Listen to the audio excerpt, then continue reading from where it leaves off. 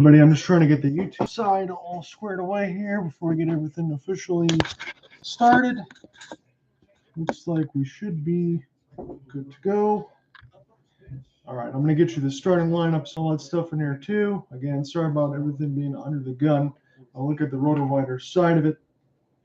So let's get the official play-by-play going.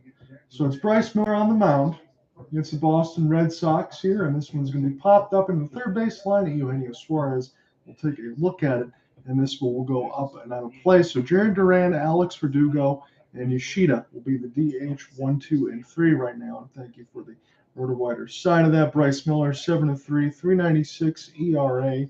Again, Matsuka Yoshida will be batting third. It'll be the first time I get a chance to look at him as well. So should be a lot of fun to watch because Seattle, this is one of the teams that Boston, they're chasing each other. This is in the gap. Julio Rodriguez with a great jump, and because he's got that kind of speed, he's able to get that one from left center field and make a great play. He seems to really enjoy that when he's able to get out there like a wide receiver and make those catches, and that was a pretty sweet one there.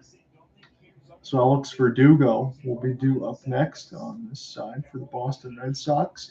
27-year-old is batting 272, 7 bombs, 39 RBI, with 57 runs scored and 4 stolen bases. So Miller, 2 pitches into his day, he's got 1 out. We're at T-Mobile Park. John on here with you on the call. Don't know if I'm going to be joined by Cooper Hopkins or not. Again, this is kind of the last spur of the moment for me. I was going to do the Blue Jays and the Orioles game, and I'm not able to get to that one. That one ended up being blown wide open anyway. So hopefully this will be more competitive as this just goes outside. Alex Verdugo making now 2-0. So the last game, the Seattle Mariners defeated the Red Sox 6-2. Cal Raleigh had his second multi-home run game, 4 runs in the 8th inning for Seattle to pull away and get the victory. Miller trying to get back into this at bat with the 2-0. It's a 97 right on the bottom of the black. Make it 2-1 as Scott Service looks on.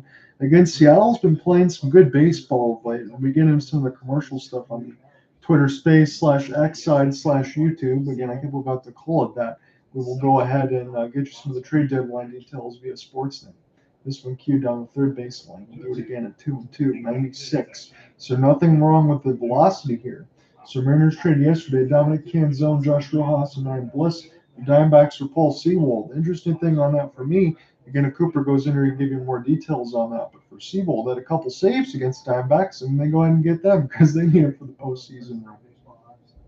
2-2.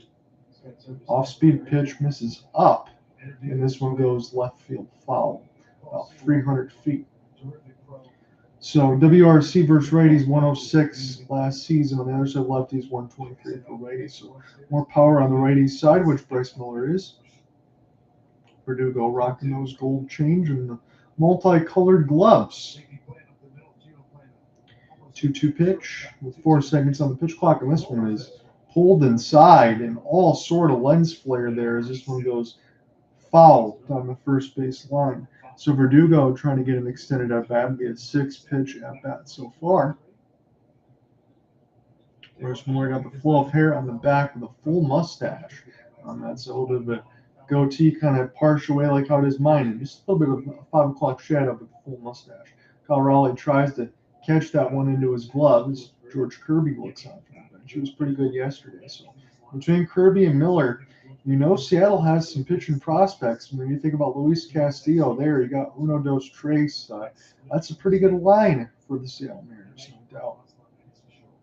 Last Wednesday against the Twins, 8 hits and 4 home runs allowed, which is unlike Miller. I don't think we're going to see that today, I would venture to guess. Full count, so really good at bat right now from Verdugo as he continues to extend this. So against righties, 188 average, lefties 246. Verdugo will put this just foul. First base line and will keep it alive as Ty France will look on. Ty France is one of the names that was rumored around the trade deadline. He was not moved, but Paul Sewald was, and that was a big one on that side. 272 average for Alex Verdugo as he goes for the 9th pitch of this at-bat. He will step out first and use Evo's shield and exchange the gloves and get everything all set back together. He uses his disengagement as the pitch counter continues to climb now. Down 5. This will be delivered by Miller, and that is a fastball low. Perfect at bat for Verdugo. Gets a chance of the starter early throw a ton of pitches. It's a 10 pitch at bat that goes to be a walk. So good work there. And Yoshida will be due up next. I'm getting a chance to look at his numbers. Misaka Yoshida, 304, 12 bombs, 53 RBI, 54 runs scored, and 8 stolen bases. So it linked him to a 5-year, $90 million deal when it goes over on that. So the 30-year-old is really good at making contact with the baseball, and that's going to help because Verdugo just had an excellent at-bat. 0 for 5 in this series, so you think Matsita is definitely due because he's already batting 304 on the season, 214 against the Mariners with 4 RBI. So either they clearly have his number or he's due. This one is cued off the end of the bat, but this will stay in play for Cade Marlowe. And that's an easy, shallow fly ball in the left field. It's 2 outs as Verdugo is going to go back to first base. Rafael Devers will be the cleanup guy. So all mixes of lefties here for the Red Sox. 1, 2, 3, and 4 before the righty Adam Duvall will be up 5th. So they're trying to get that handedness advantage when you have those lefty bats. You'll get those in there to try to get that side and see the ball a little better. Rafael Devers definitely has power to all fields. You got to be careful with this guy. 96 will bust him up into the kitchen and make it 0-1. Verdugo's at first. Red Sox trying to make something happen in the top of this inning. We're just underway here at T-Mobile Park, and John here with you on the call. Verdugo, short, cautious lead at first, as Miller will zone in and take his time to get an extra 5 seconds. And this is a big swing and a miss for Devers. He's 3 out of 4 this series. I think a couple of walks as well on that side for Devers. He was late on the 97 mile an hour on the outside black. 412 and 3 RBI against Seattle this year. So he's certainly been on it for sure. Verdugo at first in the 0-2. Devers takes strike 3. And he puts the helmet down and everything else with him. So Seattle able to get through a little bit of a danger with Verdugo with an excellent at bat. But Seattle will get their first at bats of the game when we come back in a moment.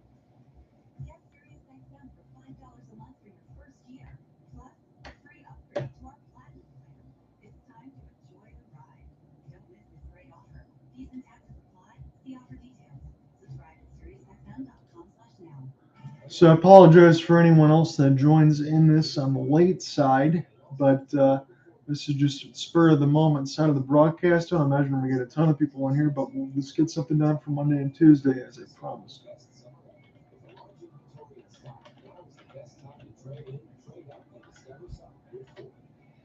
Returning Escape easy financings. Get lease and escape for $429 a month for 24 months. See your Southeast Michigan Ford dealer today. Tired of busting water's biggest myth that cold water can't clean.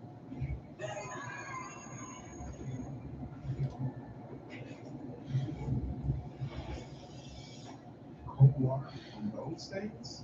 Well, one way to find out. Tide cleans better in cold than the leading barbie detergent in warm. Cold water can't clean tough stains? I get that myth is busted. Turn to cold with Tide. Tide and Devon are giving back $1.5 million in scholarships. Enter to win. The official MLB ballpark guide. It's the best way to access, manage, and share your tickets with friends and family to any MLB game. It's your personal companion for when you're at the ballpark, helping with venue info, dining options, exclusive club offers, and Chase 5 in a division chase. So when we get a little bit longer into this broadcast, I'll go through some of the sports side stuff, get you caught up in some of the trades. You'll catch me up as well, because there were a few from the Red Sox and the Mariners on that side nonetheless.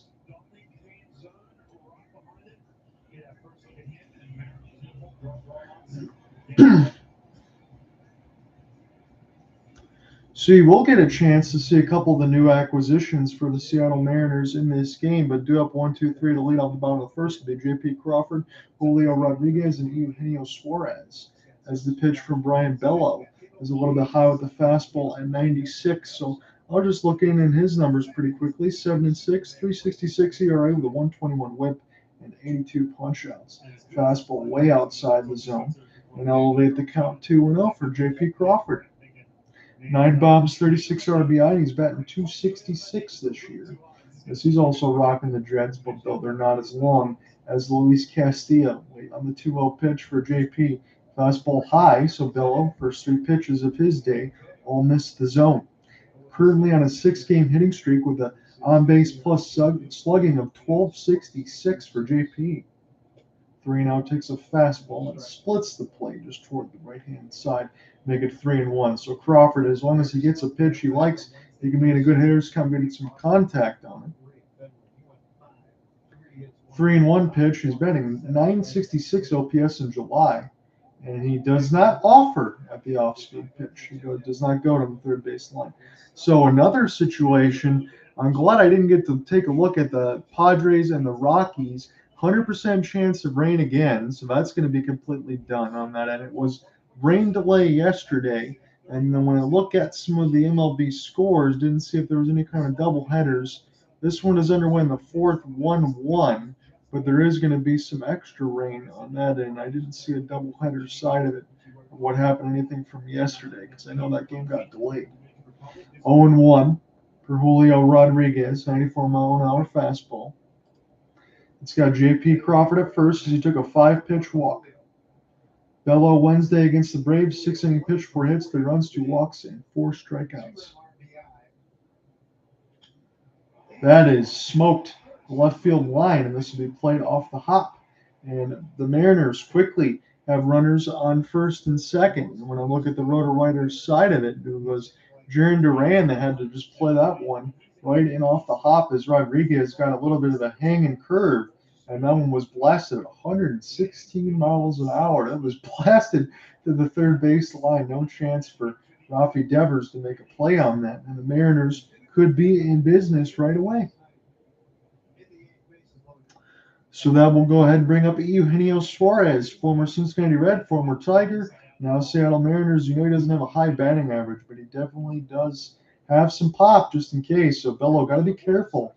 Not been sharp right now as he's kind of juggling that rosin bag, getting some of the sweat off his hands. 226, 14 bombs, and 65 RBI for Eugenio. He has played a solid third base every time when I've seen him on that side. We got a pitch com error on the side for Reese McGuire, so maybe I just need some new batteries. They're not really getting everything all squared away on that end, as they're going to look with a couple of pitching coaches, hitting coaches, and then they're just going to get a swap batteries here. That's what's going to give them the signs instead of having all those other meetings there. Just kind of speeds up the game, but it doesn't speed up the game when you forget your double A's or triple A's or whatever they run, as they're getting some of the Jeopardy music out there right now. So this will give Eugenio Suarez essentially and myself some time to think about the situation that's out in front of you. So as we have that one, we'll give you some baseball scores, give you some finals and ones that are already in the books. It was the Rays and Yankees again. The Rays able to get a second consecutive win over the Bronx Bombers, 5-2. The Orioles blasted the Blue Jays 13-3 as they scored runs late, I believe, 3 in the 7th, 4 in the 8th, and 2 in the 9th. A 16-hit attack absolutely overwhelmed the Toronto Blue Jays. On the back end, I'll just close this out really quickly. The Braves get a win over the Angels 5-1. The Angels will be Seattle's next opponent. Eugenio Suarez, that goes through the hole. And they're sending the runner home for J.P. Crawford through the plate. And it bounces off his hands. And Seattle scores. Julio Rodriguez to third, Eugenio Suarez to second, and 8 pitches into his day. The Mariners have a 1-0 lead on Brian Bello and the Boston Red Sox. This was a fastball that was about knee-high on that end. It was cued off the end of the bat. Rafael Devers tried to dive over, couldn't make the play. That was a decent throw from Duran on the left field side, but it bounced in off his glove hand and couldn't be corralled by Reese McGuire. So the M's are on the board quickly. Cal Raleigh with an off-speed pitch inside, and it's never too early an opportunity to break a game wide open. That's what the Mariners could possibly do. At least get a sac fly with Julio Rodriguez at third and Cal Raleigh at the dish. That certainly seems to be an early recipe for success. Mariners have been playing quite well of late, and the Boston Red Sox are one of the teams that they're chasing in the wild card spot. This is up near the dome, and Cal Raleigh will have to back away.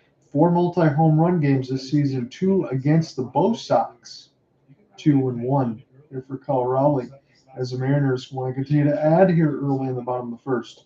Inside with the changeup, make it 3-1.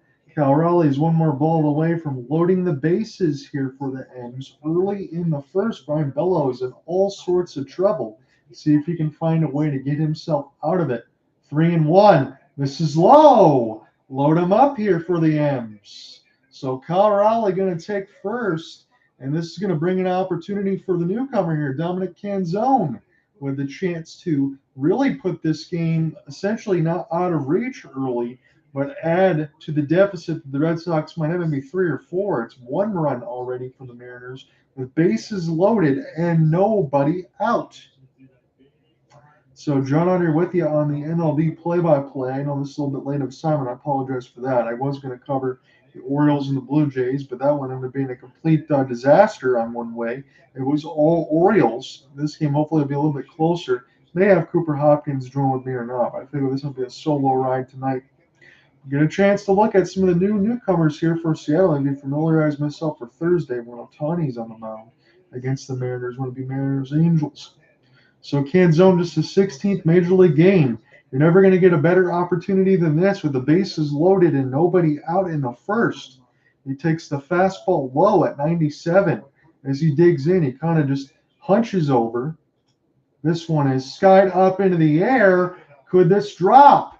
In between 3 outfielders, and this is caught near the right field side for the Boston Red Sox. Alex Verdugo saved some bacon here for the Red Sox in between Adam Duvall and the shortstop side for Yu Chang. It looked like it might drop. Verdugo caught this in between the sun, in between 2 other Red Sox. And this is going to be 1 out now. Ty France bats 6. So he's getting an opportunity. Still with the bases loaded and 1 out. The Mariners want to at least get more than 1 considering the opportunity. Good fastball inside from Bello. As all France can do is spit on it. Make it 0-1, 257 bombs and 39 RBI.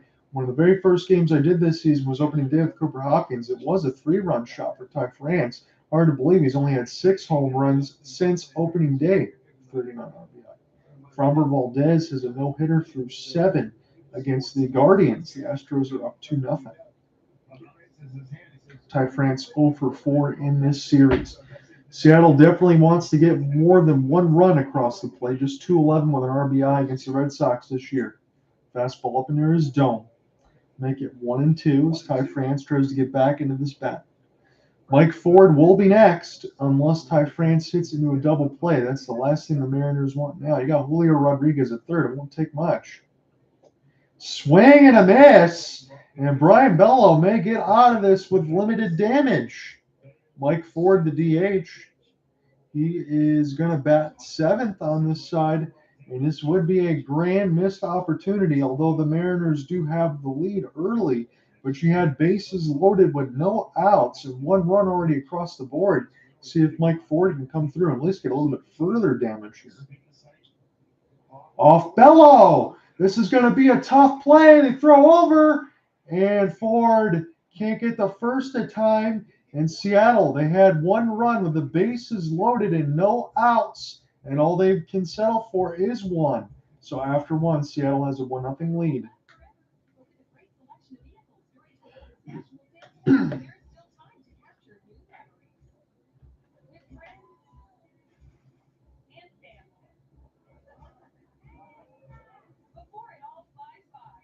Make some memories in an exciting new Camry or electrified Camry hybrid and get APR financing as low as 3.99%. Plus 2 years no-cost maintenance. Come in today. Toyota, let's go places.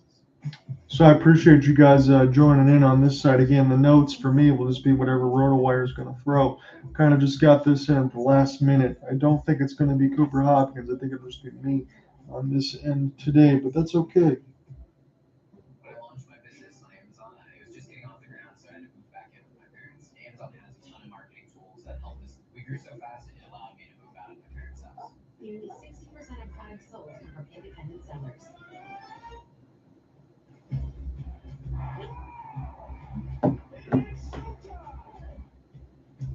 So it'll be a day off for me tomorrow, nonetheless, because I'll be spending some time with the missus.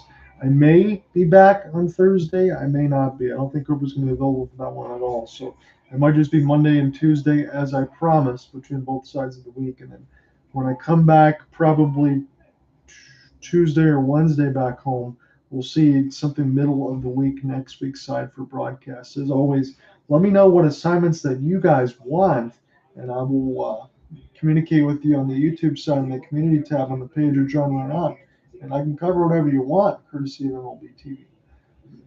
On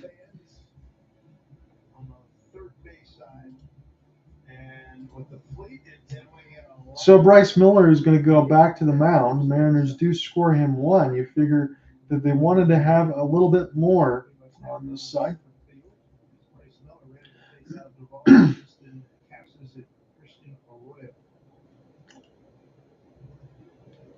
So Adam Duvall is going to lead off the top of the second inning, and he takes a fastball way outside the zone as Bryce Miller delivers a ball. Again, this is the first chance I get to look at him this season. Adam Duvall, 269 bombs and 29 RBI. I got the Root Sports feed here for this one.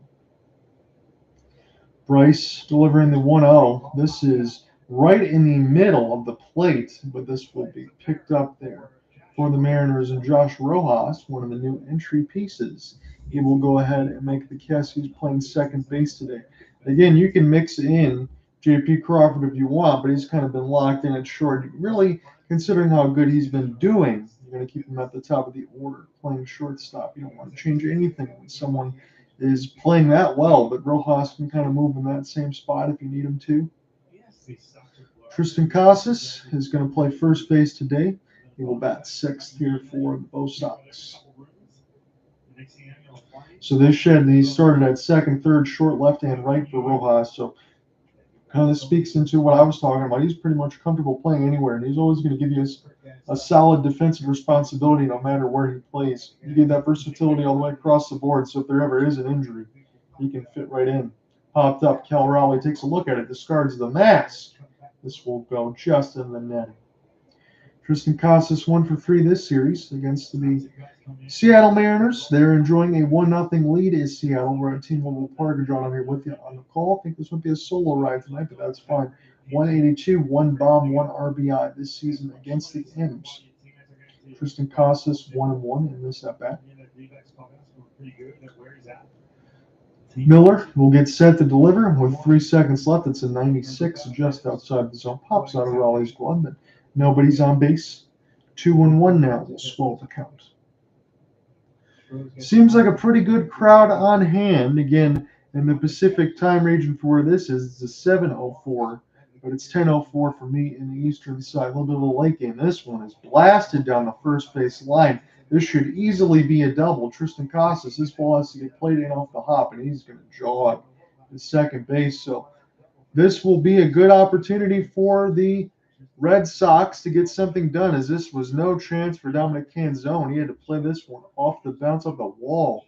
This is a good pitch to hit just on the inside. Casas able to keep his hands in, keep that fair down the first base line past Ty France. I'm not going to say he whiffed on that one. No chance for France to even make that play. It was a definite hard hit ball, little perfect, if you will. Christian Arroyo. He was pretty good last year. I'll have the chance to see what his numbers are this year as I'll look on it. This is hit hard down the left field line, and it is foul. Just missing the pole. That could have been a disaster. That was a hanging, breaking ball right in the happy zone. And Miller definitely got away with one, although his face doesn't look like any sort of shock here. And this is Cade Marlowe just off the wall foul near the 331 sign. Holy cow. So Christian Arroyo, 245, 3 bombs and 22 RBI. He almost had his fourth. Arroyo went on the 0-1 knowing that he just missed it. And this is a fastball high. So it wasn't a curveball that split the plate. Bryce made sure he missed the plate completely this time, at least give Christian Arroyo something to think about with the eye level from the curve to the fast. So 10 seconds to go here on the pitch clock. And this is at 94 miles an hour that Arroyo was way late on. Make it 1-2. So he seems to be on time of the off-speed pitches right now in this at bat, that's for sure. Reese McGuire, the catcher, would be next, batting left. As Miller gets set to get the sign from Raleigh. And 95, that busted him in on the black, and it blows him right away. So it'll be up to Reese McGuire with 2 out and a runner at second. And that's Tristan Casas with the double. He's the one that's been stranded. And Christian Arroyo almost gave the Red Sox the lead, but he just brushed it foul, just short of the foul pole. So Reese McGuire, batting left, he's catching today. 9-5 record the first 14 starts for Bryce Miller. He's been pretty good. He's going to get the call on the right side just outside of the box. Make it 0-1 with a 95. Might have got a seam on it. Kramer Valdez, they're giving you the update now for Houston's got a no-hitter through 8. And they've gotten Justin Verlander back in the trade deadline to the Astros. 40-year-old who's already won a couple with them. Popped up into the air. Should be an easy catch for Eugenio Suarez. And the damage is not done. Tristan Casas was stuck at second. And the Mariners send the Red Sox quietly. They'll go to the bat in the bottom of the second.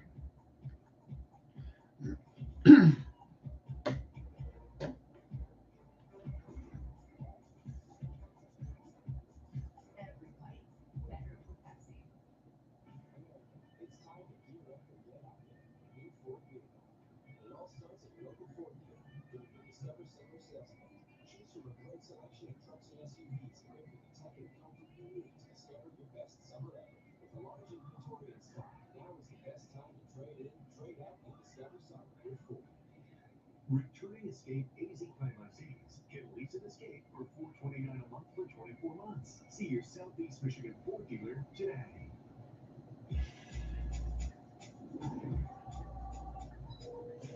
MLB The Show Legend Line. Ready to play? Let's get it. Come on. Nice. That was sick.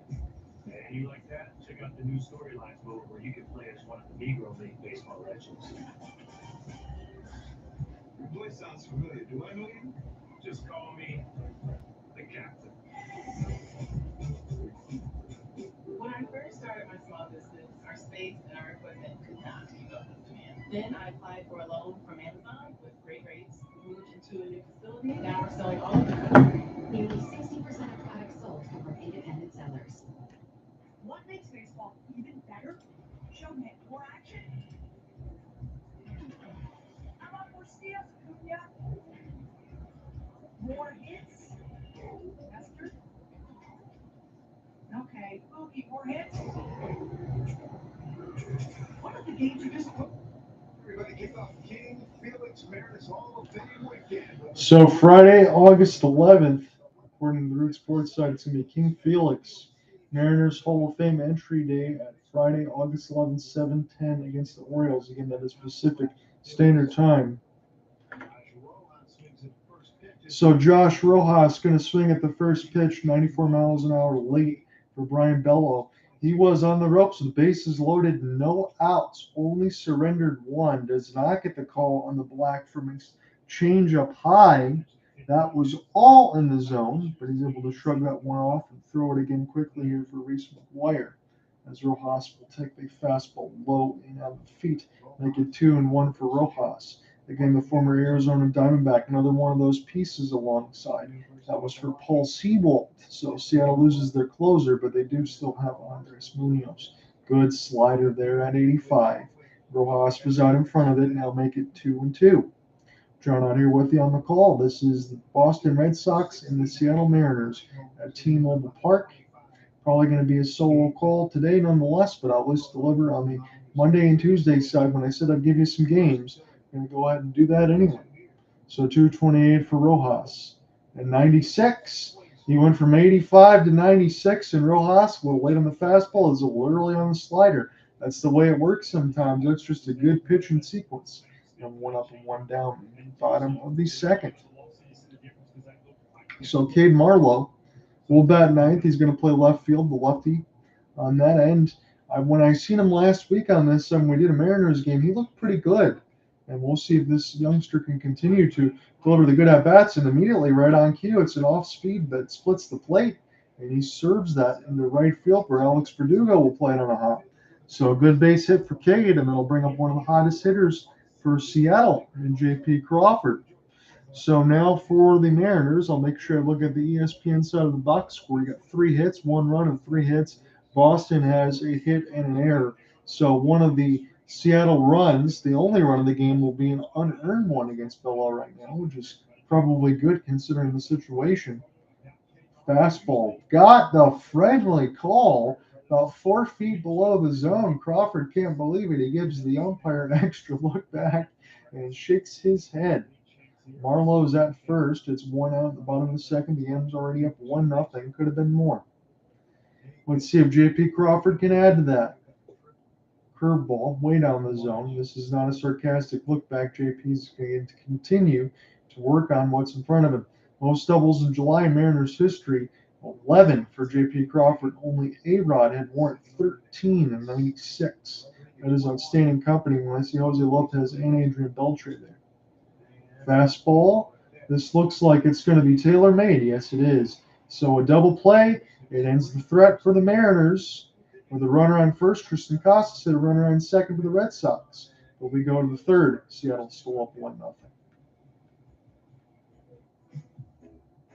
good does it feel to find just what you need, with everything you love, at prices you can afford? When sharing the love starts with quality ingredients, and when you can put joy on the table for 2 or a party of 10 for less. When savings come in every style, and when you can get even more perks on what you buy most. That's totally Target. What makes baseball even better? Show me more action. How about more steers? Yeah. More hits? Mustard? Okay, Mookie, more hits? Why don't the games are just quicker? The game has changed, and fans are saying, oh, yeah.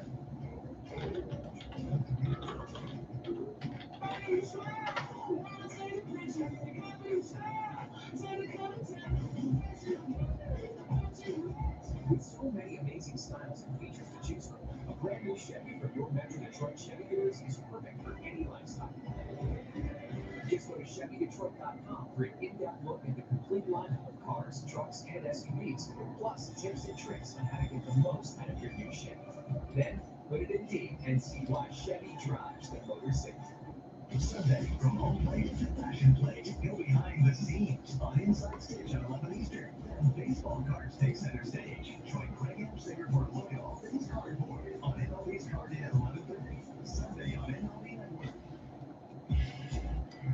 Boston has their big beans. Washington Lottery provides the cheddar. But what you do is you won. Play today. Red Sox in town. Fourth place in the American League East. Yankees have already lost to Tampa Bay 5-2. Bryce Miller is going to start to work the top of the third. Yu Chang with the first to greet him here on this side as we go back to the top of the order on that. On the Yu Chang, Duran, and Alex Verdugo on that side. I'll pull back up the Roto Writers side just to make sure you got all the full names in here. Again, no notes in front of me. I just got everything else that we see. So Yu Chang will put this in the right center field, and Dominic Canzone will camp underneath it just shy of the warning track and make the catch. 1 up and 1 down in the top of the third. So again, the Mariners had the bases loaded in the first with nobody out. They did get 1 run. And as far as the Red Sox in the second inning, Tristan Casas was left at second after a double had to be played off the wall for Canzone. Second series against the Red Sox this season for the M's. Again, 2-2 record against them. is they split the first of 4 games in their meeting. This is a curveball. And this is probably going to be a 3-game series, all things told, on that side. Curveball will split the plate low, as this will be spit on for Jalen Duran, but he's down 0-1. This is another good curve at 86, just below. This is right on the black, inside on the left. Make it 0-2. So Miller not afraid to use some of those curveball sliders, off-speed pitches to work with the 97 that he's got on that fastball. Definitely has some talent pitching-wise and has been able to spot the black already more than a few times just in the top of the third. So Jaron Duran now is down an 0-2 hole. See what he can do after a couple of off-speed pitches. This gets spiked in the dirt and goes way wide across the backstop, and nobody's on base right now. 0-for-1, a line out in the first. It's a 4-game upcoming road trip. I might have the Thursday game. I may not on that side because I did make sure to get Monday and Tuesday contests for you on that side. Shohei Ohtani could be on the mound for Thursday. Off-speed pitch. This is a mile-high pop-up, and this will be picked up by JP. This is just across the dirt and made the catch. So the one thing we are noticing with the Red Sox, again, that's what your manager always wants you to do, is run those bases on that side. But they're making sure they're running full bore with the sun and the shades and everything else right now. Thinking about a 7-17, there is sun definitely in the eyes. Alex Verdugo now will be the last hope at the top of the third. Should he extend it, Yoshida will be the DH at third. Off-speed pitch at 87 will be near the right side of the box, near the stomach. They get 0-1 against Verdugo. He did draw a 10-pitch walk in his first at-bat. So he definitely has the eye, and he's waiting for something to swing at. 272, 7 bombs, and 39 RBI this season. Fastball. This is going to be an opportunity for Cade Marlowe, and an easy one at that as the Red Sox go quietly. Go to the bottom 3. Mariners still up 1-0.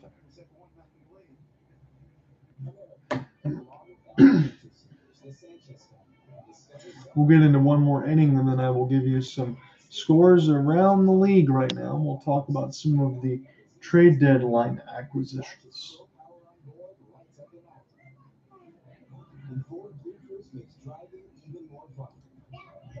Returning F-150 XLT Easy Plan lessees can lease an F-150 for $479 a month for 36 months with zero cash due at signing. Wondering how you stack up? Well, get ready to bring your best shot to MLB Pitch Hit and Run. The official youth skills competition of Major League Baseball. Sign up for free for a chance to play your way to the 2023 Pitch Hit and Run Finals at the World Series. Visit pitchhitrun.com today. On MLB Network's Wednesday night showcase, Aluz Morena, Diaz, and the Relentless Rays keep the pressure on as they face AL East rivals Rizzo, Torres, and the Yankees. The Casamigos Tequila MLB Network showcase, Wednesday at 7 Eastern. It is showtime!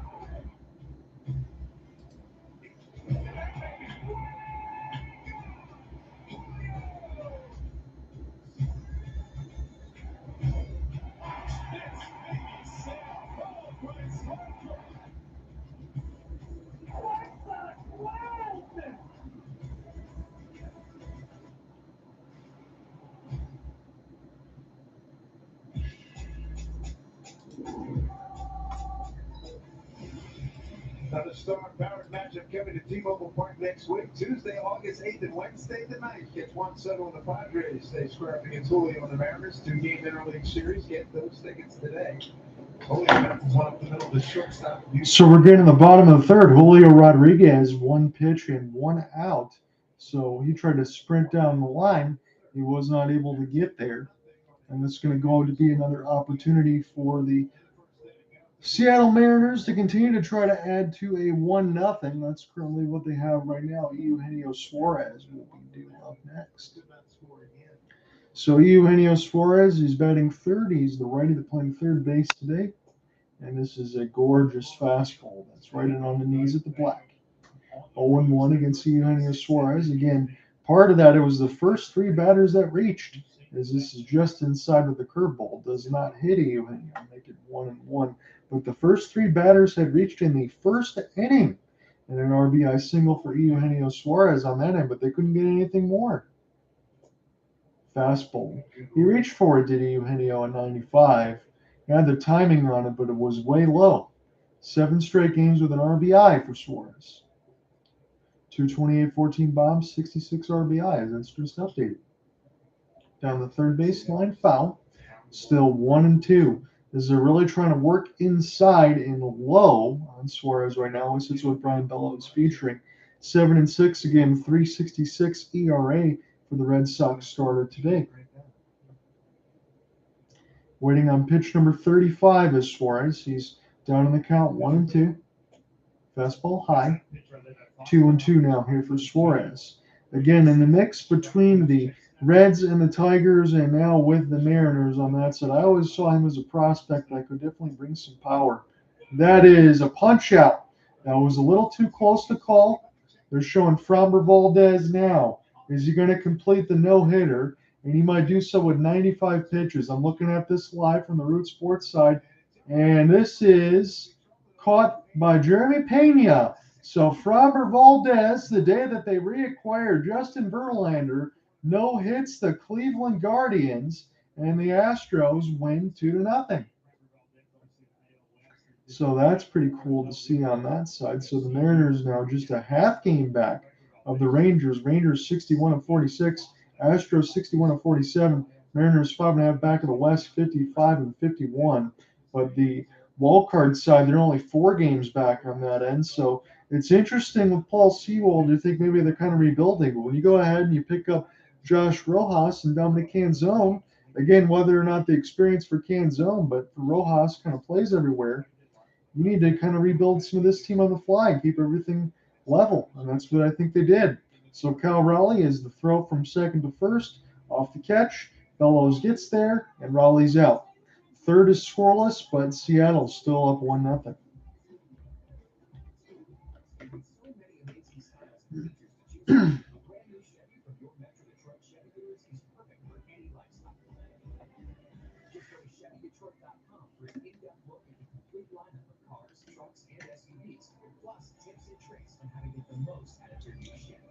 Then put it in D and see why Chevy drives the Motor City.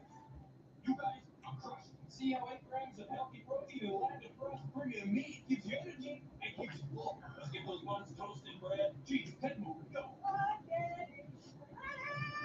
Make a smart choice. Plan across premium meat. It's a good time for a grand time at MGM Grand Detroit. Undiscover a casino that thrills, a steakhouse that stuns, a sports bar that excites, and a hotel that relaxes. Elevate every moment only at MGM Grand Detroit. What makes baseball even better? Okay, more action. How about more steals in the media? More hits? Esther? Okay, Spooky, more hits? What if the games are just quicker? The game has changed, and fans are saying, oh, yeah. Takes a peek at him from the stretch. So if they get him in motion a little bit, you're just expecting these guys to run now. Aggressive lead at first base. He's going to go first. Great jump, great throw, not ready. Make sure you support the Mariners during the second half of the season at MLBshop.com. Check out the largest selection of authentic jerseys, caps, t-shirts, collectibles, and more. Gear up! Your Mariners at MLBshop.com. Here's Colin Smith with you here this Tuesday evening. Happy 1st of August, everybody. Glorious weather here in Seattle. Right now, strong 3 innings. That man right there, Bryce Miller. It's already the top of the 4th, and Bryce Miller is going to have to go to the meat of the order here as Yoshida will take the fastball just inside and off the plate. So again, Masaki Yoshida, the 30-year-old, as I've said, is will get a 5-year, $90 million deal that will come over on that. And he's been really good for the Red Sox. 87 mile an hour off the curb, making 2-0. So with 12 bombs and 53 RBI, definitely one of those guys that get you some contact. But a lot of power in this bat as well. When you mix him in there between Duvall and Rafael Devers, who will be next on that end, this can be a dangerous part of the lineup here for the Red Sox. And you can definitely see why in the AL East they're still doing as well as they are. Again, you throw any of those teams, even the Yankees that we talked about yesterday, you can put it in a situation on that end where it can be tough to even try to get through because you have Baltimore, you got Tampa. This is 87 miles an hour. And this is a curveball, a little bit low. 2-2 here for Miller against Yoshida. 186 at T-Mobile Park, opposing average against him. So he's really enjoying pitching at home. Miller now is going to try to deliver the 2-2, put Yoshida away. And this is scolded past Ty France again. This will be a double for Yoshida. And this will be have to play it off the wall for Canzone. So a double. Tristan Casas did the same thing just a couple innings before that. And there is some serious lens flare in between the roof being open. And again, this just ate up Ty France. And a couple of those times when he's there, it's at 106 miles an hour. I mean, really, what are you going to do with that? There really isn't much for Ty France to be able to do. So it's a double now, and I'll leave it up for Rafael Devers with no outs in the top of the fourth. So Devers will try to actually clean up. That's what number 4 is supposed to do here. Yoshida's at second. He does have some speed, so it seems like a single could score him. Fastball way inside for Devers. 1-0. 25 bombs and 76 RBI. So the numbers for Devers are usually what they are. He's always going to have a lot of success. There is some moxie from some of the fans that said, well, we don't lock up guys that we should. Well, they made sure they took care of Devers here, at least for a couple more years. 1-0. 95 miles an hour. This is missing up high. And they mentioned on the Root Sports part of the broadcast, he can definitely hit a fastball.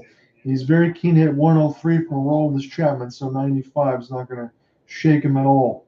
2-0. So Devers way out in front of it, and you think Bryce is going to be careful here. And that's exactly what he's doing. 85 miles an hour, curveball high. This might be the intentional walk at this point.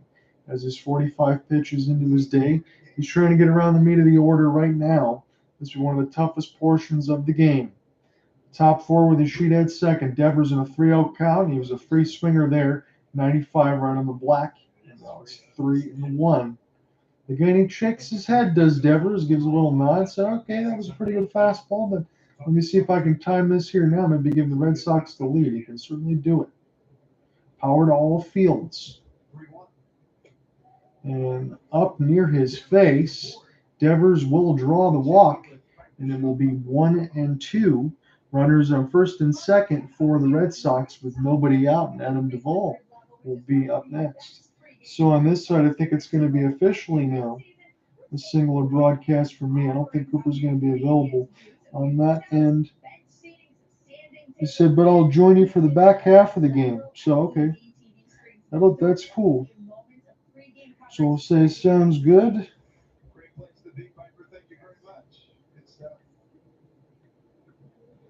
So this will be Adam Duvall now. I'm just going to send this message across, so we might actually have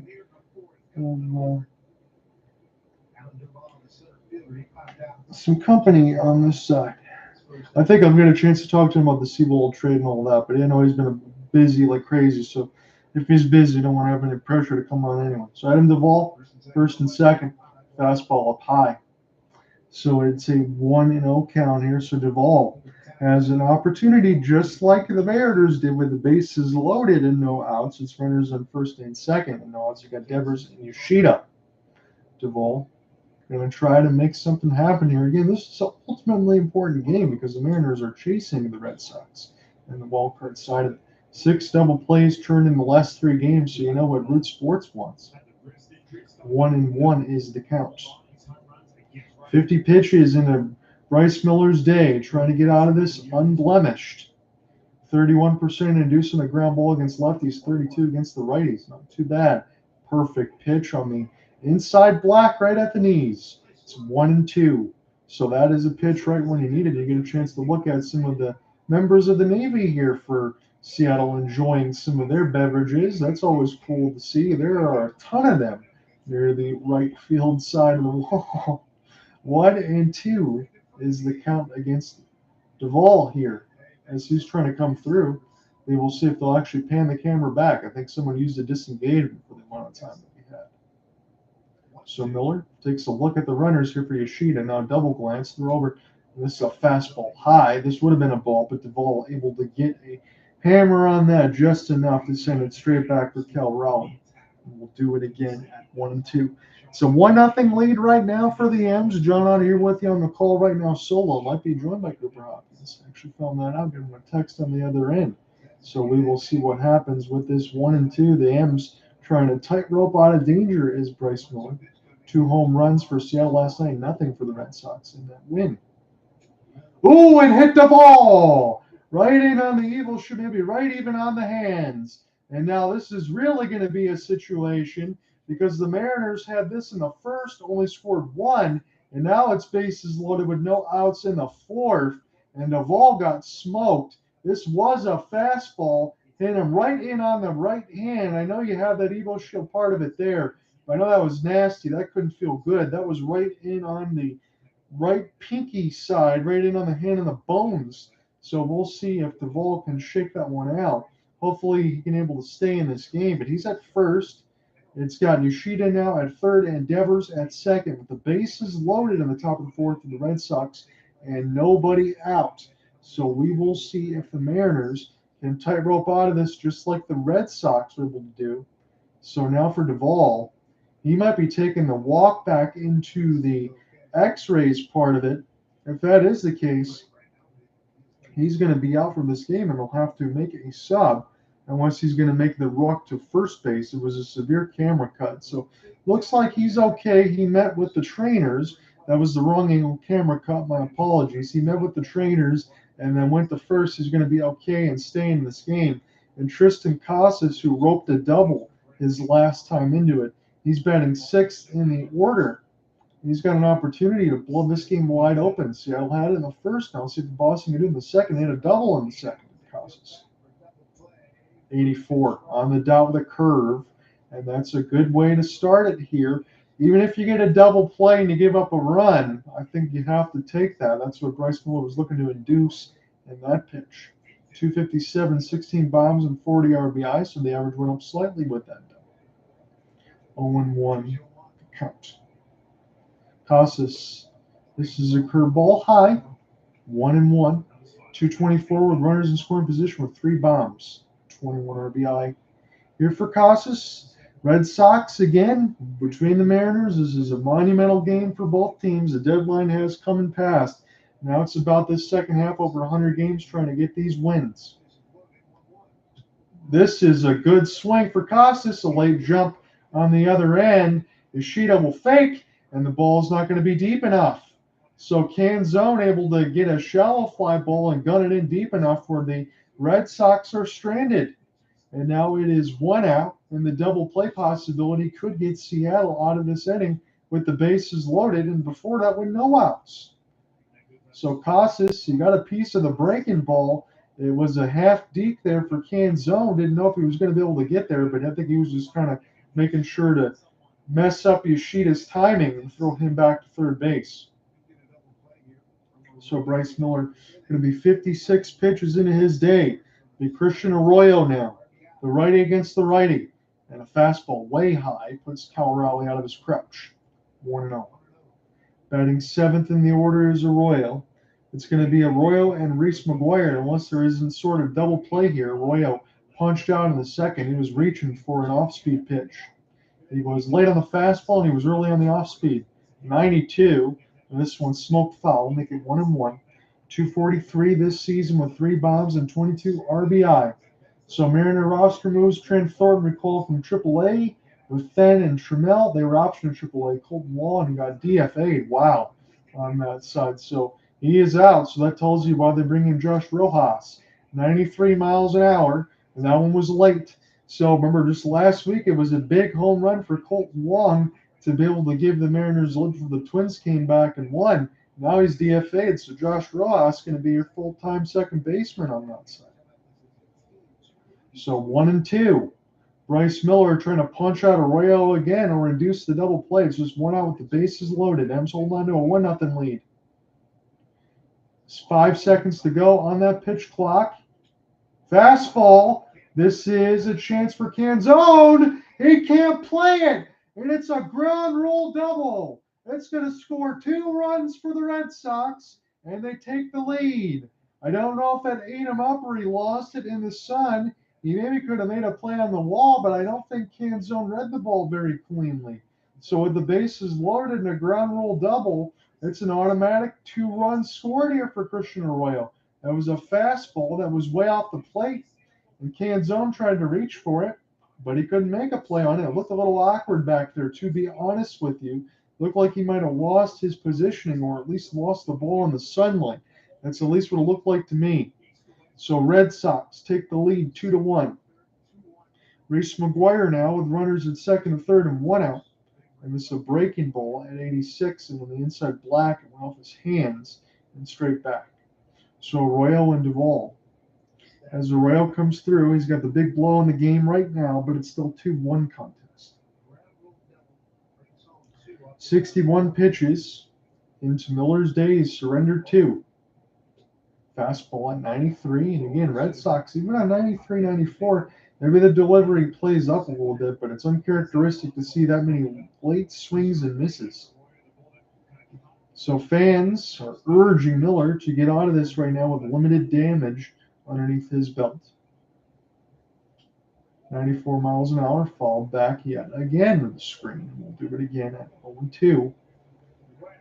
Should McGuire reach, it'll be down to Yu Chang before we flip this order back over across. John Hunter with you on the call. Solo 1 for right now between the Red Sox and the Mariners, but I was able to deliver on the Monday-Tuesday game, so I feel good about that. Had a little more advantage notice. Probably have more viewers on this. The curveball. This is going to be a lollipop in the middle. Julio Rodriguez will get this just shy of the warning track. This will get another run home.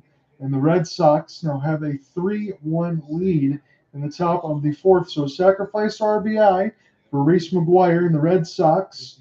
Essentially with the 3-1 lead, if the Mariners did their job, this would probably be a tie game at 3-3. But nonetheless, Red Sox now up 3-1. It's a hanging slider. Probably could have been punished on a T-Mobile Park on the center field side, but the Red Sox do their job with the sac fly. And it'll be up to Yu Chang to see if he can get one more run across. Fastball up high. 1-0 here for Yu Chang before we flip it back over for Jarren Duran. 195 two-out RBIs is 7th in Major League Baseball, so they come through with runners in the clutch. 118 home runs, not very much a power hitting team. That is 20th out of 30 teams. I do wonder, though, because I know Oakland's going to Vegas, but I do wonder whether Rob Manfred at some point is going to expand here for Major League Baseball. You've seen that happen recently with the Vegas Golden Knights and the Seattle Kraken. Basketball, kind of wonder that too, because they're trying to get a team back in Seattle or Kansas City or even in Vegas. I feel like that might happen. When is it going to happen in baseball? 94 miles an hour, and Yu Chang was able to turn out of the way of that one. 2-1 is the count. 67 pitches into Miller's day. And the Red Sox have scored 3 runs in the top of the 4th. They've taken a 3-1 lead. 93. They'll reach for that one up in the zone and follow it straight back. And there's been a lot of those for the Boston Red Sox right now. Nothing down the first base or third base line. They've all been directly back into the screen. Raquel Rowley's had to get out of this, up and out of the crouch a couple times already. It's pretty loaded here right now at T-Mobile Park. We know how big this game is for both of these teams. Curveball. This will be in the dirt. And Miller has had a very elongated inning right now. He's probably at least close to 30 pitches into this inning if I'm doing the rough math. So he's given up 3 runs here. He's got to hold it at this right now. Get that freeze and spray and stop that cut. He got the call, did Miller. So he punches out Yu Chang. But the damage has been done. Red Sox take a 3-1 lead. Seattle's got the bats in the bottom four.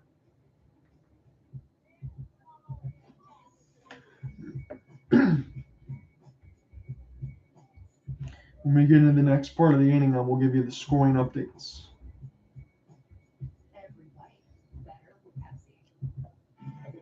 It's time to gear up and get out there. New Ford vehicle. It all starts at your local Ford dealer during the Discover Summer Sales Event. Choose from a great selection of trucks and SUVs equipped with the tech and comfort you need to discover your best summer ever. With a large inventory in stock, now is the best time to trade in, trade up, and discover summer with Ford. Returning AZ Plan lessees can lease a Bronco Sport Big Bend for $449 a month for 24 months. See your Southeast Michigan Ford dealers today. What makes baseball even better? Showhead, more action. How about more steals? Yeah. So I appreciate you guys jumping in on this side in between Twitter Spaces /X/YouTube on that side. I believe Cooper Hopkins will join me for the 6th, maybe 7th inning here for the Red Sox and the Mariners. So I'm going to take this the whole way through, give you the game stories for Monday, Tuesday. Like we did on the last week's side, it'll be the Red Sox and the M's. I may or may not be here for Thursday's side. But nonetheless, we should have some fun here with this game. Both the games were good on so far today and yesterday as well. And they were really good last week. They're both up against the board on that end, down to one-run games. Don't think we're going to have that now over these two games, but still decent ones. Because if I would have covered the Orioles and the Blue Jays, it would have been a 13-3 contest. So Brian Bello now does have some runs to play with here. It's a 3-1 score line. Seattle surrendered 3 in the top of the fourth. John Hunter with you on the play-by-play side as we're at T-Mobile Park.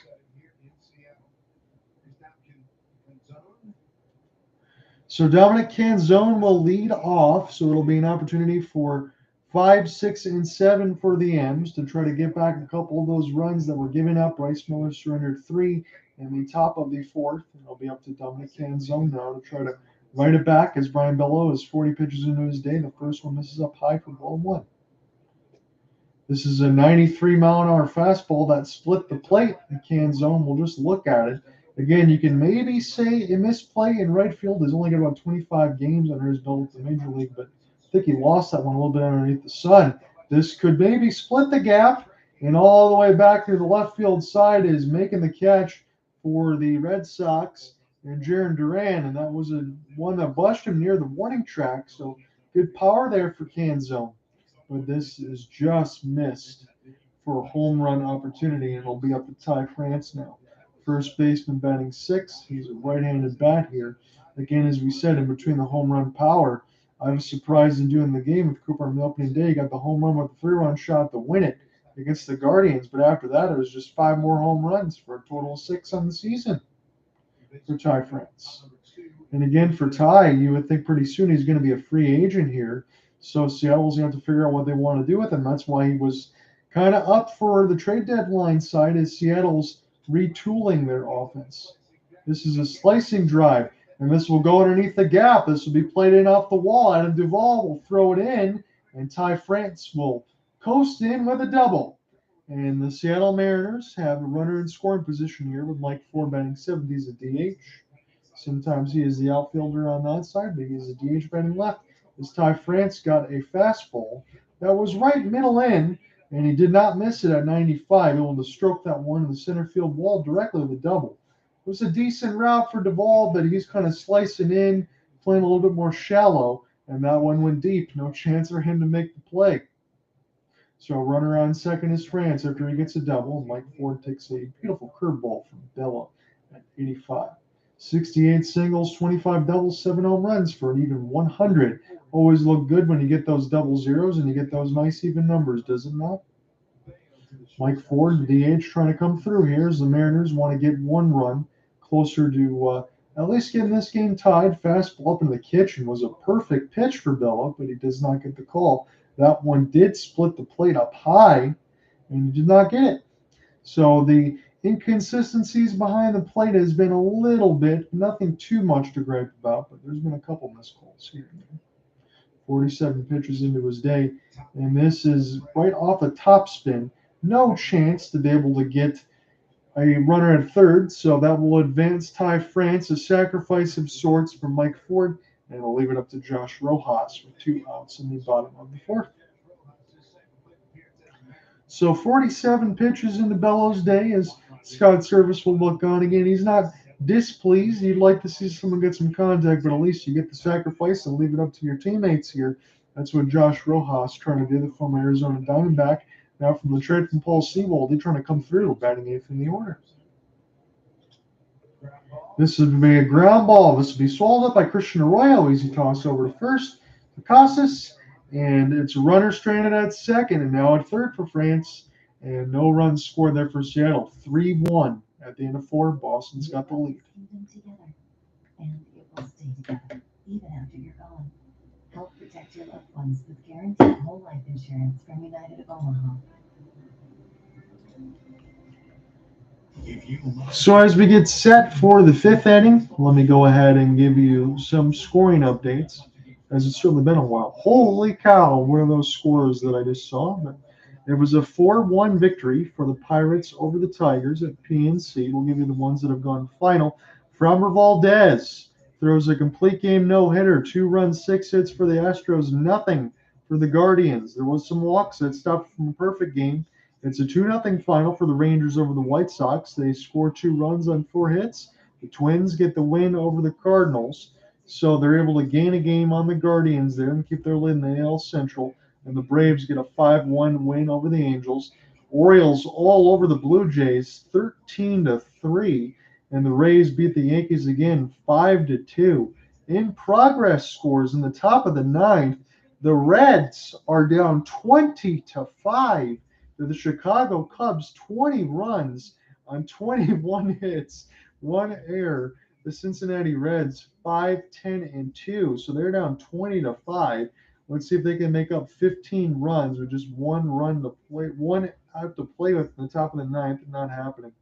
The Mets and the Royals. The Mets are in a complete fire sale, but they need to win the game against the Royals. Royals have last at bats here. It's bottom 9 at Kaufman, tied at 4. Padres and Rockies. Pods take the lead 5-4. Bottom 7 Rockies bat.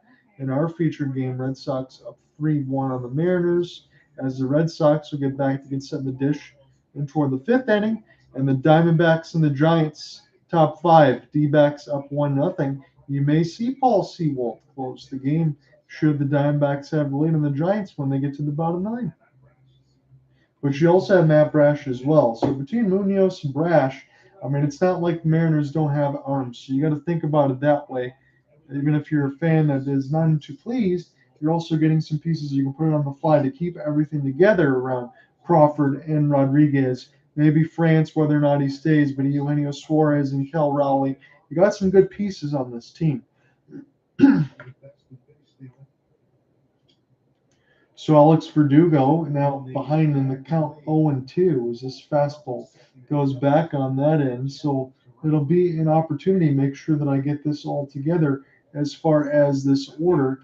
Excuse me, I'll pull this up on the ESPN box score. So it'll be top of the order here for the Red Sox. Jaron Duran, Alex Verdugo, and Yoshida 1, 2, 3 in the top of the 5th.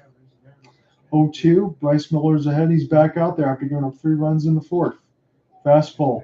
Again, this is a good base hit past Rojas in France. You can turn it on the Jenners. Going to try to go ahead and turn on the Jets and get the second. And that was J.P. Crawford that tried to get the tag in on Duran on that side. He couldn't do it. So it's a hustle. What could have been a single as this goes into the right field side. And Canzone tried to come up firing as he played that one. And Duran, he was able to just get there in time. And I don't believe that this is going to be challenged. He was safe. So he got his hand in with that big UV glove before the tag. And he's got a single that turned into a double because he never stopped running. So Alex Verdugo now, as this a toss back over from Bryce Miller. Duran is back safely. It's a runner at second, the top of the 5th. The Red Sox just scored 3. They're trying to add on from when they did in the 4th.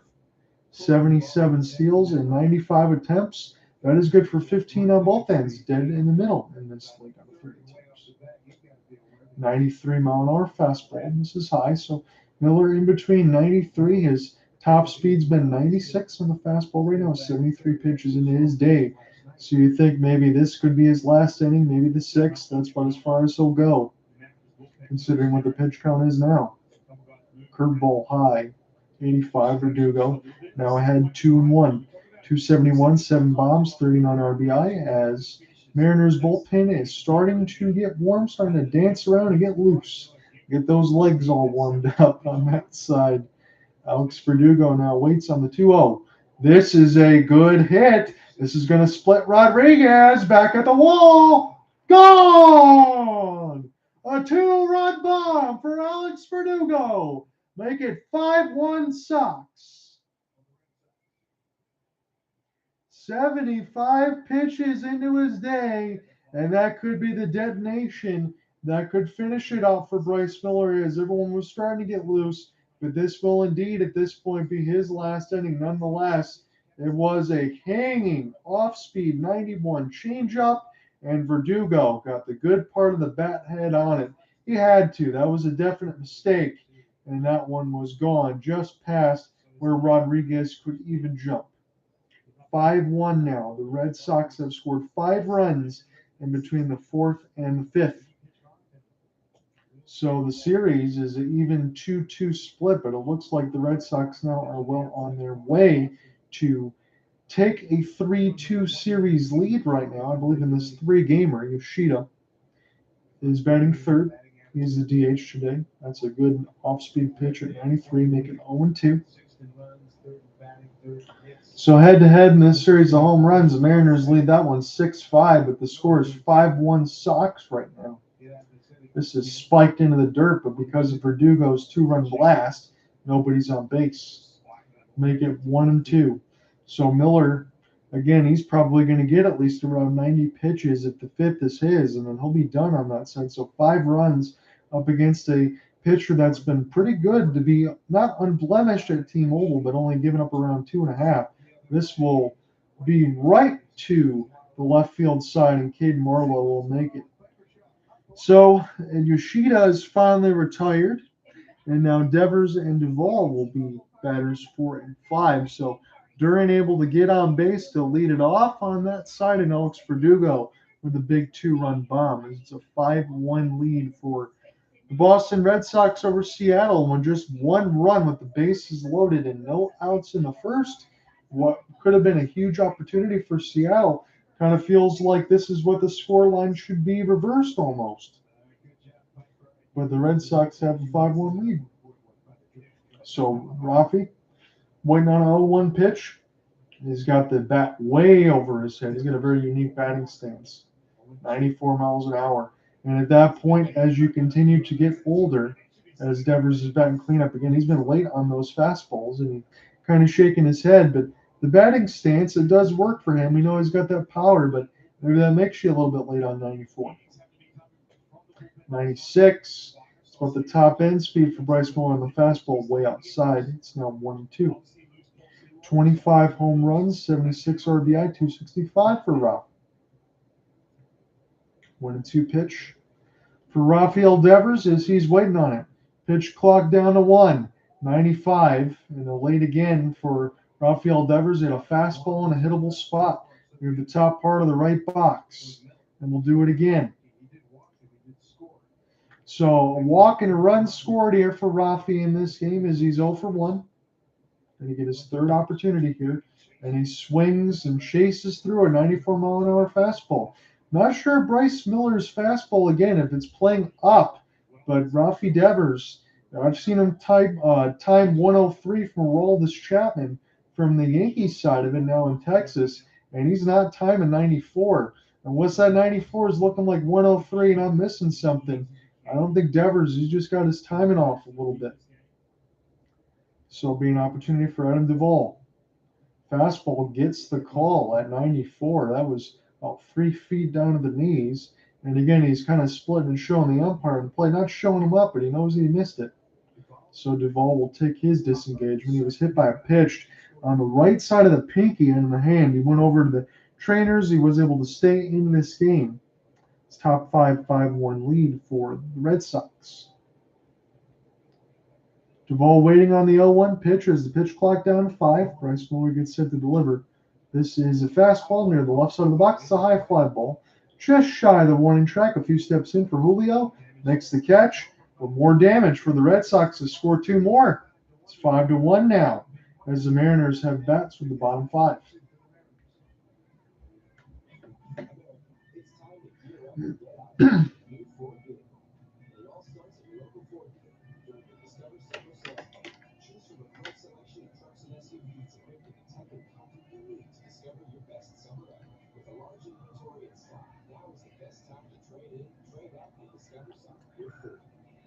Returning AZ Plan lessees can lease a Bronco Sport Big Bend for $449 a month for 24 months. See Southeast Michigan Ford dealers today. Who needs that much more time? So you remember the 20-7 update that I gave you in between the Cubs and the Reds? Well, the Reds, they were down 20-5 with 2 outs in the top of the 9th. Now they have the bases loaded. They've scored a couple. It's 20-7. The Reds are still alive, still waiting on that final out.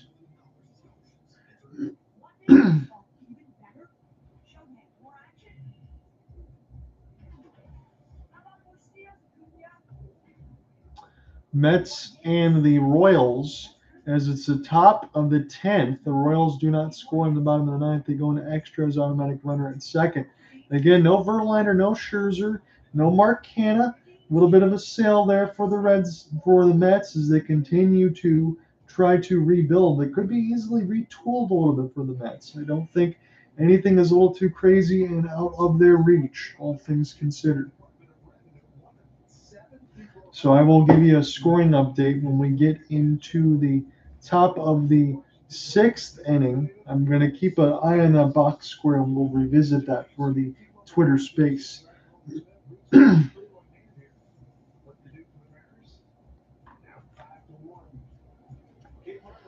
So a couple long sits here for Brian Bella, but I think he'll take it. It was 20 pitches, was the most he had to throw in the first one. It was bases loaded and nobody out. He only surrendered 1 run. Then 9-10, 9 and 1 into his 5th right now. He's up ahead 0-2 on that count side as Seattle will get set to dig in with their bats in the bottom of the 5th.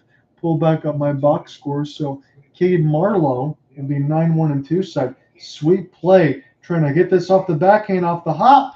And Cade Marlowe, a little bit too much speed, as that was Yu Chang trying to make a play. So Bello does appreciate the effort. Had to play that off a backhanded op and throw over. And Cade Marlowe just able to get enough of a piece of it where I'll bring up J.P. Crawford with Marlowe at first. So another opportunity for Cade. It's his 2nd hit. And this young rookie, again, not 26 on this. It's not overly young on that end, but that's the way it works. You want to hold that service time in there in between AAA before you call them over into major leagues, because it takes 5 years to pretty much get paid. So bottom 5, it'll be J.P. Crawford now. 0 for 1 with a walk and a run scored in this game. As it is bottom 5 with a runner on first, that'll be Marlowe, but the Mariners down by 4. 94 miles an hour. Again, that one is low. That's the 2nd time where J.P. Crawford had to take a fastball low, and he just shakes his head because he knows that he should be up 1-0 both of his at-bats. But Bello, 53 pitches into his day. And Marlowe at first. Change up way low. And Reese McGuire will feed it back to the Boston Red Sox starter, Brian Bello. Again, considering what could have been for the Mariners, it's 5-1 Red Sox. You could easily reverse this scoreline. They would have done that damage. So 1-1 pitch here for J.P. Crawford. He swung right through a changeup at 85. Got him way out in front of it. J.P. Crawford could have swung that one for the downs. It looked like his bat was in the right spot, but he was out in front. 1-2 against J.P. Crawford. 265, 9 bombs, and 36 RBI. Up near the face as this will back him away. 2-2 now against JP. again in July. He's damn near hitting close to 400, and he's been a mainstay in the top of the order. Last year, he bat all the way across for Scott Service in between 1 and 9. He's kind of been more of the mainstay at the top, and he's delivered, especially this month. 2-2 for JP. Bello will first take a throw over for Cade Marlowe, and Casas will brush him back before he takes his disengagement and steps off the mound. So you got one more of those for Bello, and if he doesn't get him that time, you can get the automatic base if you don't get him a third. 6 runs in game 1. There's 1 in game 2. Oh my goodness, that is an awful call for the umpire, and J.P. Crawford is punched out on a curveball that was 5 feet outside the zone. So it's a curveball on the outside bottom, and the umpire punches him out. So Clint Vordak, who is behind the plate calling balls and strikes, that is a yikes back there for the Seattle Mariners, as J.P. Crawford's had a couple of rough luck on the wrong end of the calls, no doubt about it. I don't care what side you're rooting for, even if it's just a casual observer, you don't want to see those. That reminded me of the wild card game between the Dodgers and the Giants a few years ago, when the Giants punched out and lost the game on a pitch that wasn't even close, and it was called a strike. So Julio Rodriguez. You have Cade Marlowe at first. It's a breaking ball inside, and again it's called a strike. This is not close. This is 5 feet inside, and 2 consecutive breaking balls are called. And if you're Bello, why not continue to hammer the same spot? 0-1. You think the Mariners and Scott Service, as Julio swings for a pitch that's 10 feet, bounces on the plate, and you wonder if he's not a little bit frustrated with the inconsistent strike zone. I'm saying if that continues, you would think Scott Service, who's looked mild-mannered for a lot of times I saw him, would come out there and start to bark a little bit. 0-2. Julio Rodriguez up against it now. And Bello could essentially throw it anywhere. So pitch clock down to 1. Fastball. We'll back Julio Rodriguez away. So the high pitches are not being called that miss 5 feet, but the low pitches, low and in, those ones are being called right now. And those are not strikes, not anywhere close. 5-1 is the lead for the Red Sox. Cade Marlowe at first with 1 out. Julio Rodriguez down against it 1-2. This one's fouled on the third base line. And redo this one is Manny Active. We'll throw this into the crowd here. I remember Manny Active from the Cleveland side of it. I can't believe I just picked that name off the top of my head when I saw it on the back of the jersey. Makes me feel old. 1-2, still the count. Julio Rodriguez also 1 for 2 for this game. So Rodriguez will get set to dig back in. Bello has the runner at first on Marlowe, and they'll use the disengagement. That's the first one against Rodriguez as the crowd continues to boo. Seattle in the last 22 games, 15 out of 15 on stolen bases. You got to be feeling good when it's a clean 100% in the last 22 games. That's 15 stolen bases for, not against. Now Julio Rodriguez will use his disengagement. So Julio doesn't have any more. Bello's got 1 more as far as throwing over if he wants to. 60 pitches into Bello's day. And for his ERA at 3.66 and a 7-6, he's looked better than that so far today. He's got a benefit of a couple calls, but he's tight-roped out of danger when he's needed to. So long hold. And Julio Rodriguez could hurt his back swinging at something like that, but he golfed way out of the zone, and that was a poor at-bat. But you wonder on that side, considering some of the calls, if that was what he was going for nonetheless. But if that was called, you think people would be charging the mound. That's really all you can say. So Eugenio Suarez will have to get the job done with bottom 5 and 2 outs. Mariners down 5-1. And a curveball. This is ball 1. So the pitches that are outside are the ones that are not being called strikes. The ones that are inside are the ones from 5 feet being called strikes. That's what you got to watch from Clint Vordak, who's calling balls and strikes today. John Under with you at T-Mobile Park. Eugenio Suarez with a high fly ball down the left field line. Gone! 5-3 now the score. Suarez takes Bello deep, and the Mariners now only down a pair. It was down the left field line, just a little bit past the 321, and that gets the Mariners 2 runs closer. It's 5-3 now. This was a middle in breaking ball, and Eugenio Suarez saw it the whole way, and he put a grand swing on it. He put it near the right part of the ballpark. It was near the 331 sign. Got it about 356, and there's some happy fans. And now the Mariners only down 2. There's another power threat with Cal Raleigh, as it's a 5-3 game, as he's got the trident in hand. And they run through the tunnel there. 18 home runs in the last 10 games for the M's. Raleigh, fastball low near the back foot. It's now 2-0. Bello threw that one at 96, so nothing wrong with the velocity. You think if he can give you 5, only giving up 3 runs, you have to take it at this point.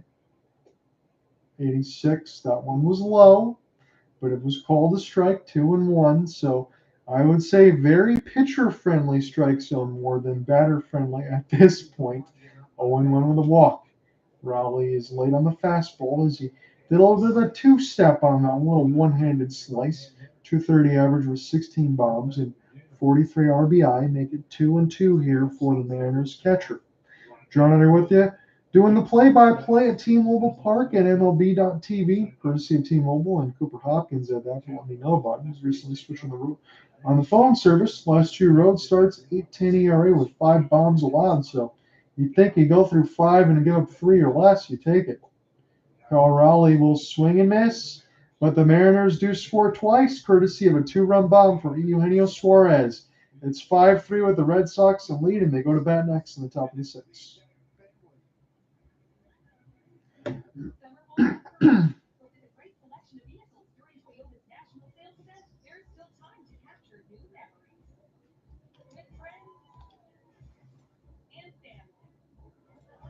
So let's go ahead and give you the scoring update. So the Reds, it was 20-5 going to the top of the 9th. The game does finish 20-9. Let's take a look at this box. So let's see who's got some home runs. Looks like Patrick Wisdom, Bellinger, Mike Taubman, Dansby Swanson,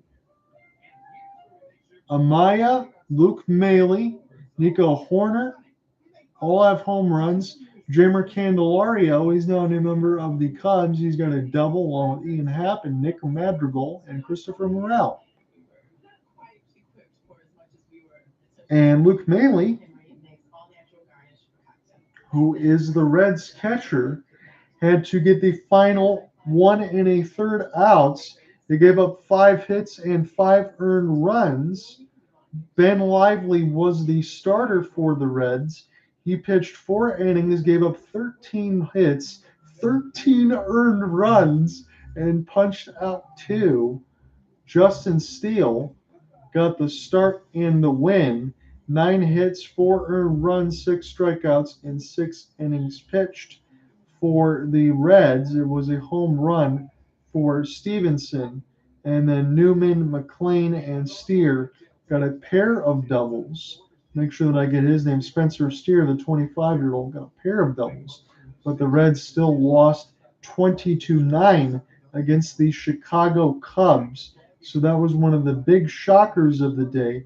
And as far as the big inline scores, the O's beat the Blue Jays 13-3. Brandish goes 7. He gets the win, giving up 4 hits, 3 earned runs, 7 strikeouts. Hyun-Jin Ryu gets roughed up, making his debut for this year. 5 innings pitched, 9 hits, 4 runs, and 3 strikeouts.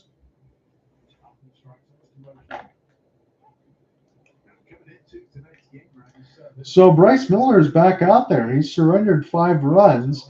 Now he finally gets some added run support. It's very important now that Bryce holds it down at this point. I know that goes without saying, but the Mariners trying to work their way back into this ball game. It's now 5-3. As Tristan Casas will be the one to lead it off in the top of the 6. It'll be Casas, Arroyo, and Reese McGuire. So 1-1 count fastball. Tristan Casas has been all over it today as he gets another hit. This one's a single. So he's got a single and a double as Bryce Miller will be 90 pitches into his day. And the Red Sox have a runner at first. This looks like a fastball that was just up underneath him, inside into his kitchen. And he was able to get the sweet part of the bat. It wasn't even fisting the ball. He got a nice part of the bat on it and served to Julio Rodriguez. So Christian Arroyo, his ground rule double, got the Red Sox a couple more runs the last time he's there, and this is going to be a tailor-made double play. J.P. Crawford, and that's going to work nicely as this is an opportunity for Rojas to throw it back over from J.P. Crawford to Ty France, and 2 up, 2 down. A good double play for Bryce Miller. He needed that kind of badly there. And Reese McGuire now will have the last bat. Unless he reaches, it'll bring up Yu Chang in the top of the 6 as the Red Sox had a runner at first for Tristan Casas, but he's erased on the double play. So 7-8-9, 6-7-8-9 at that point at least. It'll be Yu Chang. He's the shortstop batting right. He's going to be the bottom part of the order before you go back to Jaron Duran, should he reach. Red Sox still holding on to a 5-3 lead. It was as much as 5-1.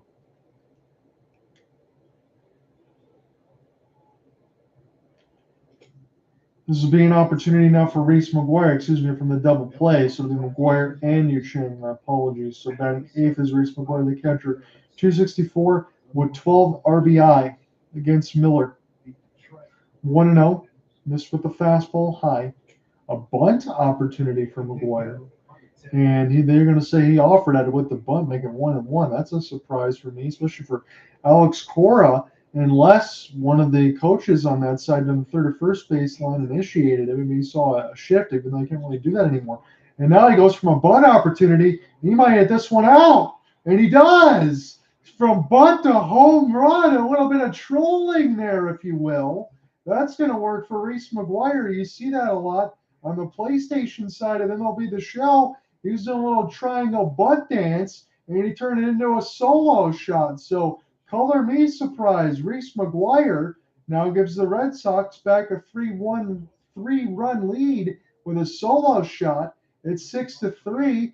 I can't ever remember, and I'm going to tell you this honestly, I know I haven't broadcast a ton of baseball games, when you go from showing bunt and then hitting a bomb, and that one's clean, way past Dominic Canzone in right field. It's his first ever career home run at T-Mobile Park in Seattle. And that is going to brush away Bryce Miller. He got the double play, but he surrendered another. His line's not going to be pretty. He gave up 6. Come right back. It's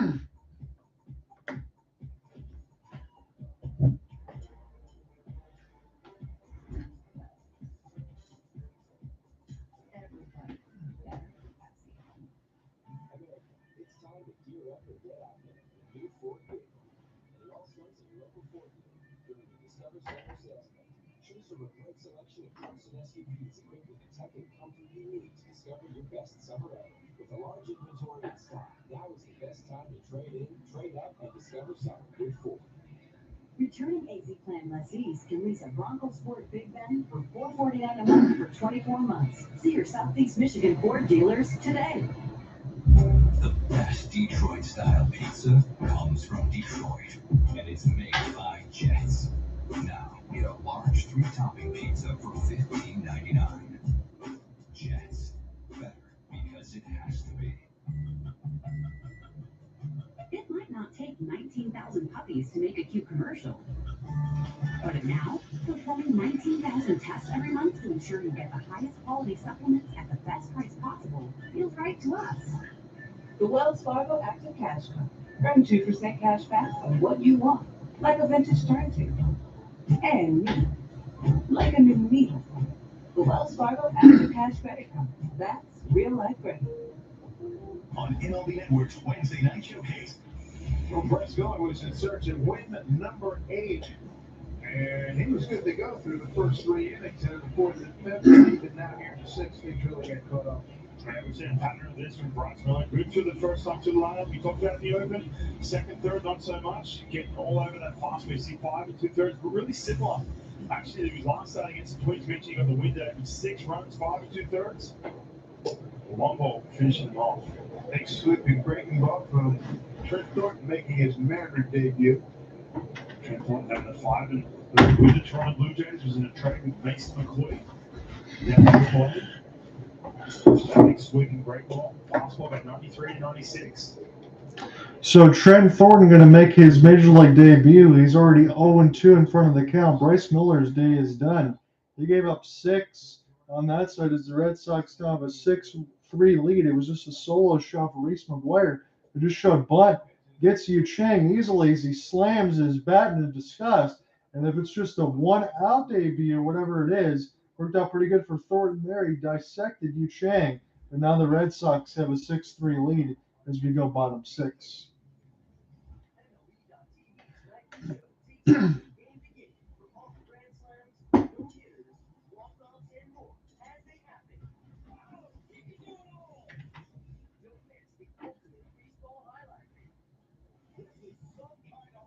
After your game ends, the action's just heating up on MLB Big Inning. Every night on MLB.tv. MLB Network's Wednesday night showcase. Alonso, Diaz, and the relentless Rays keep the pressure on as they face MLB's rivals Rizzo, Torres, and the Yankees. The Casamigos Tequila MLB Network showcase. Wednesday at 7 Eastern.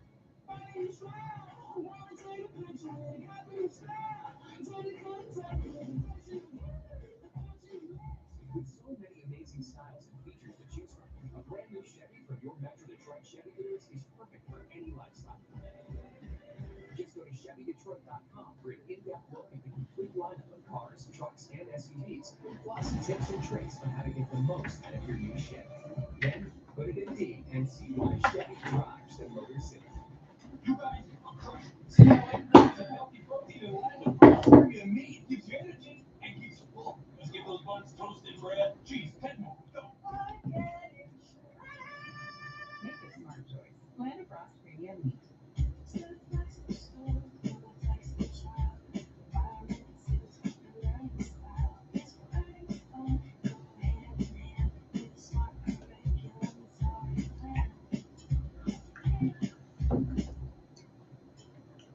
Mariners wrap up this Red Sox series tomorrow.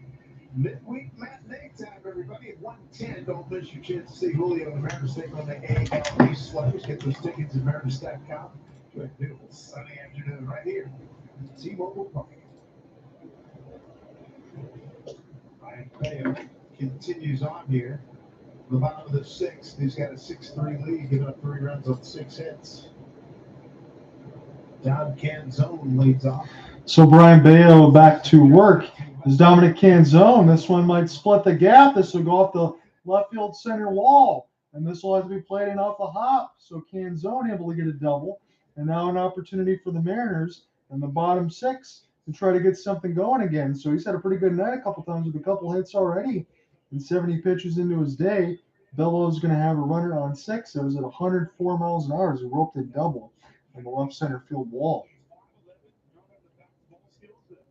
So you got about less than 20 games into a major league career. He got his first hit with the Mariners on that side. So bring up an opportunity for Ty France.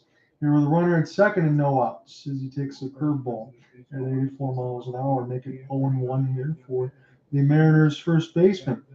72 pitches in the Bellows day. We will see what Ty France can do here. Pitch clock down to 5. This is a fastball. It's off the mask of Reese McGuire, but no matter there. It's 1-2 today for a double and the 4th for Ty France. Again, it was Reese McGuire. I can't get over that showing bunt and immediately hitting a home run. Give the Red Sox a 6-3 lead as the Mariners still within striking distance. Ty France up against it though. In an 0-2 count, Canzone. You got a first hit with the Mariners. Again, that's part of the Arizona trade with Paul Sewell. Able to get Rojas and Canzone. Fastball way up high. We'll have to do it again at 1-2. 251, 7 bombs, and 39 RBI. Mariners, 4 singles, 2 doubles, and a home run, 1 for 6 with the RISP for the runners in scoring position. Bill now trying to wait on this 1-2 as he gets the sign from Reese. They got everything to let him the pitch com, and that is it on the hands. It stays fair down the third base line. This is going to score a run. And the Mariners now, their deficit is cut to 2. It's a 1-run double for Ty France. We're still with no outs. 6-4 now in the bottom 6. This one is in on the hands, and Ty France able to stay with that one nicely, serve that down the third base line. The first hop was fair, and this had to be played in off the wall by Duran. 323 team average with runners in scoring position last 6 games. I mean, you could take another whip of a couple of those seams, and that would have been foul. So he just got that one fair. And now there is an opportunity for Bello to go ahead and see what they want to do. There is a meeting on the mound with pitching coach and Reese McGuire on that side. So Seattle not out of this right now. 6-4 in the bottom 6 is a very high-scoring game. Still a very close game. You thought about the runs that were left for Seattle when they scored just 1 run with no outs and the bases loaded. And now there's going to be an opportunity for Mike Ford. Can at least keep that line moving. That's all you got to hope for now. Seattle continues to try to cut away into this. 95 miles an hour. This one will miss low. 1-0 is the count. 234, 11 bombs, 24 RBI for Mike Ford. Trying to make something happen here. Seattle's gotten within a couple runs a couple times. Their biggest lead was 1 run when they led 1-0 after the first inning, but ever since then they've been chasing it. Takes a curveball in the happy zone and spits on it. Now it's 1-1. As Baylor gets the sign. 1-2 Mariners with a 4-hit game this season. It was J.P. Crawford and Mike Ford. That's what Root Sports wants to look at now. This is the Seattle feed indeed on that side because you know who they want to win on that end. 2-1 is the count against Mike Ford, so he's got the advantage as the Red Sox bullpen starts to stir. 2-1 pitch. This is a fastball that's fouled back down the first base line, and we'll do it again at 2-2. John out here with you on the call. It's the bottom of the 6th inning at T-Mobile Park. It's been a good contest between the Red Sox and the Mariners. It's a 6-4 game. Both Sox out in front. Mariners have been trying to chip away for the last couple of innings. It's been runs scored in the 5th and the 6th right now. Gets set to dig back in as after Bello steps off the rubber. Make it 2-2, the count against Mike Ford. Takes a long look, gets the sign in from Reese McGuire, rocks and delivers now. Fastball will get Mike Ford. He was late on it, 96 out of the zone. And it's 1 on and 1 out. Runner at second. There is Ty France. And it will be left up for Josh Rojas or Cade Marlowe before they flip the lineup back over. So Josh Rojas trying to come through here as the Mariners down 6-4. Ty France is at second. It's 1 out in the bottom of the 6th. Mariners down by a couple. 96 will split the plate with the fastball right down the middle. And again, I don't know what he's waiting for. I've seen that on the same side for Mike Ford. I've seen that a couple times for Ty France and Cal Raleigh. If you're going to get a mistake in the middle of the zone with the fastball, you got to swing at it. 0-1. This is pumped and delivered. This is going to be right at second base. Swallowed up by Arroyo. Throws to Casas. They will get Ty France to third. Mariners had runners at third a couple of times, and they were stranded. Now it's a big time to come through here for Cade Marlowe before this lineup will eventually flip back over should he reach. So Mariners now back within 2. It was a big time opportunity. Canzone got a double. It was the first hit from the Mariners. Ty France got another one. Scored the run on that side as 96 goes way out of the zone. Make it 1-0 against Cade. Again, he's just getting his feet underneath him as far as MLB side of it. He's got 2 hits, 2 singles, and a run scored. So Cade Marlowe, Dominic Canzone, some of the young guns, they've done some damage in this game. So for Seattle making some of those trades, yeah, you don't want to really lose somebody like Paul Siebold. But when you're doing some things on the fly and you're going ahead and getting Rojas and you're picking up Canzone on that side, might not be so bad. 96. Now that was called a strike on the other side sometimes for Bello. This time he does not get the call on a ball that misses low and inside. So it was inconsistent maybe against the left-hander, but against the righty, those are called. 87. See, now that's what I'm talking about.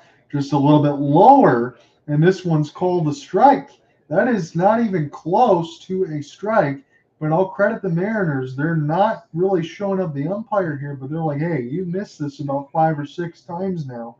I haven't seen anybody come out. I haven't seen anybody start to get too upset. It's a disengagement here for Bello.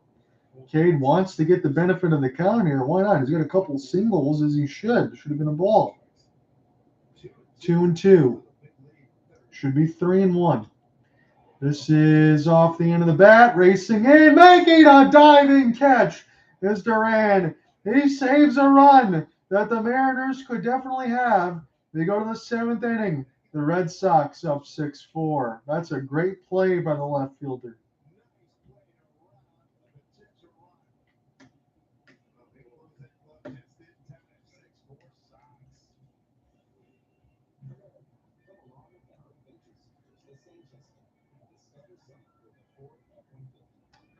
So Kansas City Royals, they do beat the New York Mets. They score a run in the bottom of the 10th. They had last at bats at Kauffman. That game has gone final. As far as some of the trades we can talk about, Luis Urias from the Milwaukee Brewers, he goes to the Red Sox in exchange for right-hander Bradley Baylock on that end. Boston had some infield depth, and Urias, the older brother of Ramon Urias, outside of the Orioles. He's got that weird back stance while sitting low minors. Blaylock to the Milwaukee in return.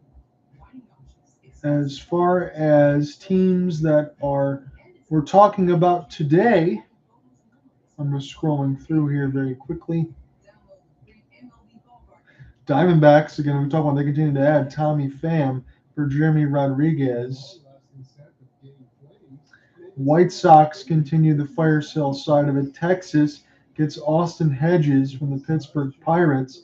He can play some good defense. Jonah Heim's going to miss some time, so they get some insurance there. I guess they're not really comfortable going with Sam Huff just yet.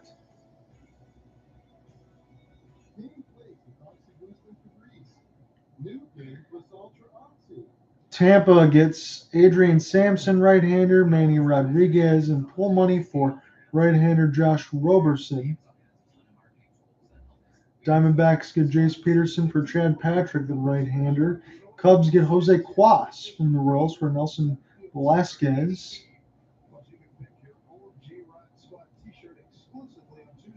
Paul Siebold trade was for Dominic Canzone, who we're seeing today, Josh Rojas today, and Ryan Bliss.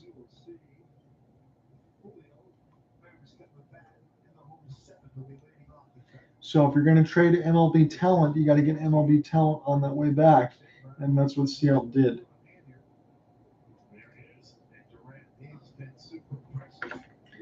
So a lot of times when you make those diving catches, you're the one that leads off the next inning. That's exactly what you have. You have Jarren Duran, 1 for 3 with a double in the 5th and a run scored. He just went off the mask of Cal Raleigh. Thornton is going to make his debut here for the Mariners. He did against Yu Chang just in the previous bottom inning and struck him out in relief of Bryce Miller. Bryce Miller gave up 6. He's on the hook for the loss right now. We'll see what Thornton can do. Now, my first look at him, nonetheless, he's rocking those little aviator glasses as he's 5 pitches into his day. He's only at a third of an inning. Fastball gets the call, does Thornton. So, again, from the righty side of it, if it misses low or out, pitchers will get that call. I've been consistent about that, telling you between the play-by-play for the radio side, and that's definitely what we see right now. Fenn and Trammell went to AAA, and Colton Wong got DFA'd. So this is going to be an opportunity for Josh Rojas to play second base full-time. Curveball on the inside. 2-2. See, that's on the same side, but in the left side of the box does not get called, even though that was a ball. 2-2 against Duran. He's 1 for 3 today with a beautiful diving catch as well. This one in on the hands. And this is picked up and tossed over with the hustle. Ty France able to get it from the pitcher from Thornton, and it's 1 up and 1 down. Sorry about that. Just got a little notification on the Instagram side. Get a little bit distracted as this will pick up Alex Verdugo now and Yoshida. So it's the top of the order here on this side. So it is a 6-4 lead as we are in the top of the 7th. Boston still up by a couple of runs. Fastball way outside. And it's 1-0. So an opportunity for Alex Verdugo. Again, the ground rule double, scored a couple runs. He's got a home run. He's got a walk. He's done pretty well on that side. Again, home run for him. The ground rule double was for Christian Arroyo.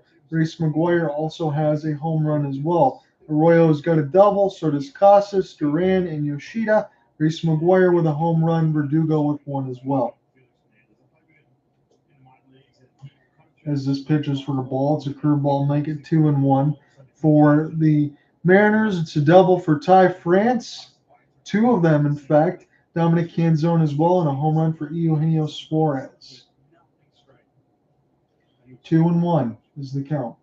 This one is right down the middle. It'll be a backhanded stab by Rojas. Easy toss for France.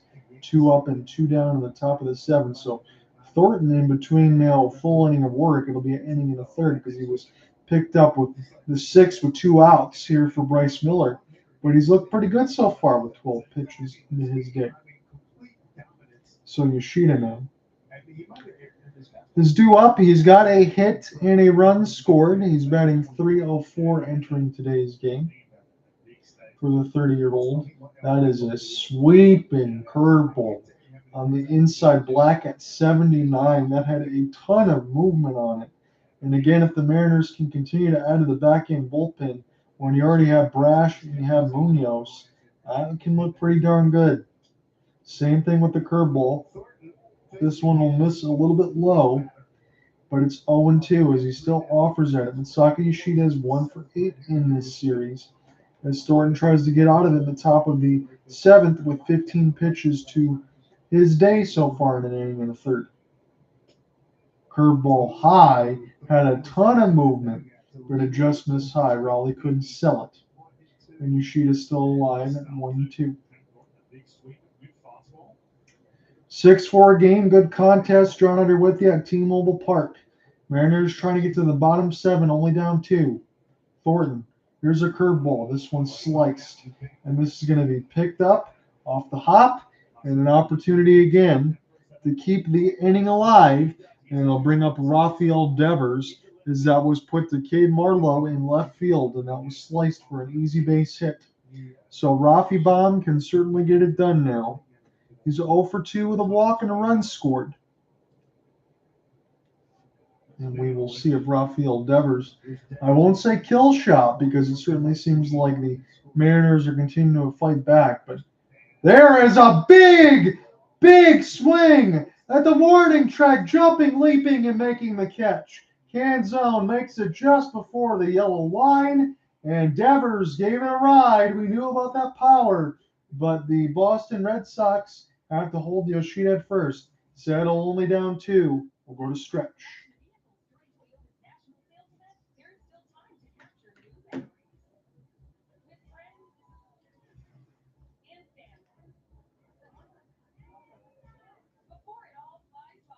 Make some memories in the aggressively sophisticated new Highlander or electrified Highlander hybrid and get APR financing as low as 3.99% plus 2 years no cost maintenance. Come in today. Toyota, let's go places.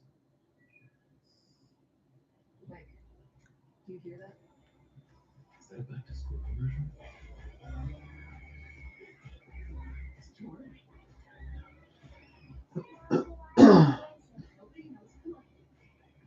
Tiny pens, folders, safeties, tiny oranges. Relax. Just order all your school supplies and lunch stuff on DoorDash and get it in an hour less. Can I get another lemonade? You can't buy love, happiness, or confidence, but you can invest in them. At T. Rowe Place, our strategic investing approach can help you build the future you imagine. The official MLB ballpark app. It's the best way to access, manage, and share your tickets with friends and family to any MLB game. It's your personal companion for when you're at the ballpark, helping with venue info, dining options, exclusive club offers, and Take me out to the ball game. Ortiz says, I have Yoshida on my fantasy team. He had a nice week or so after the All-Star break, but has cooled off as we enter August here. So hopefully that base hit, OT, will help you feel a little bit better. And if you had Framber Valdez on your fantasy side, you got a no-hitter. Hopefully whoever you're going against this week did not have Framber for the Astros because you no-hit the Guardians today.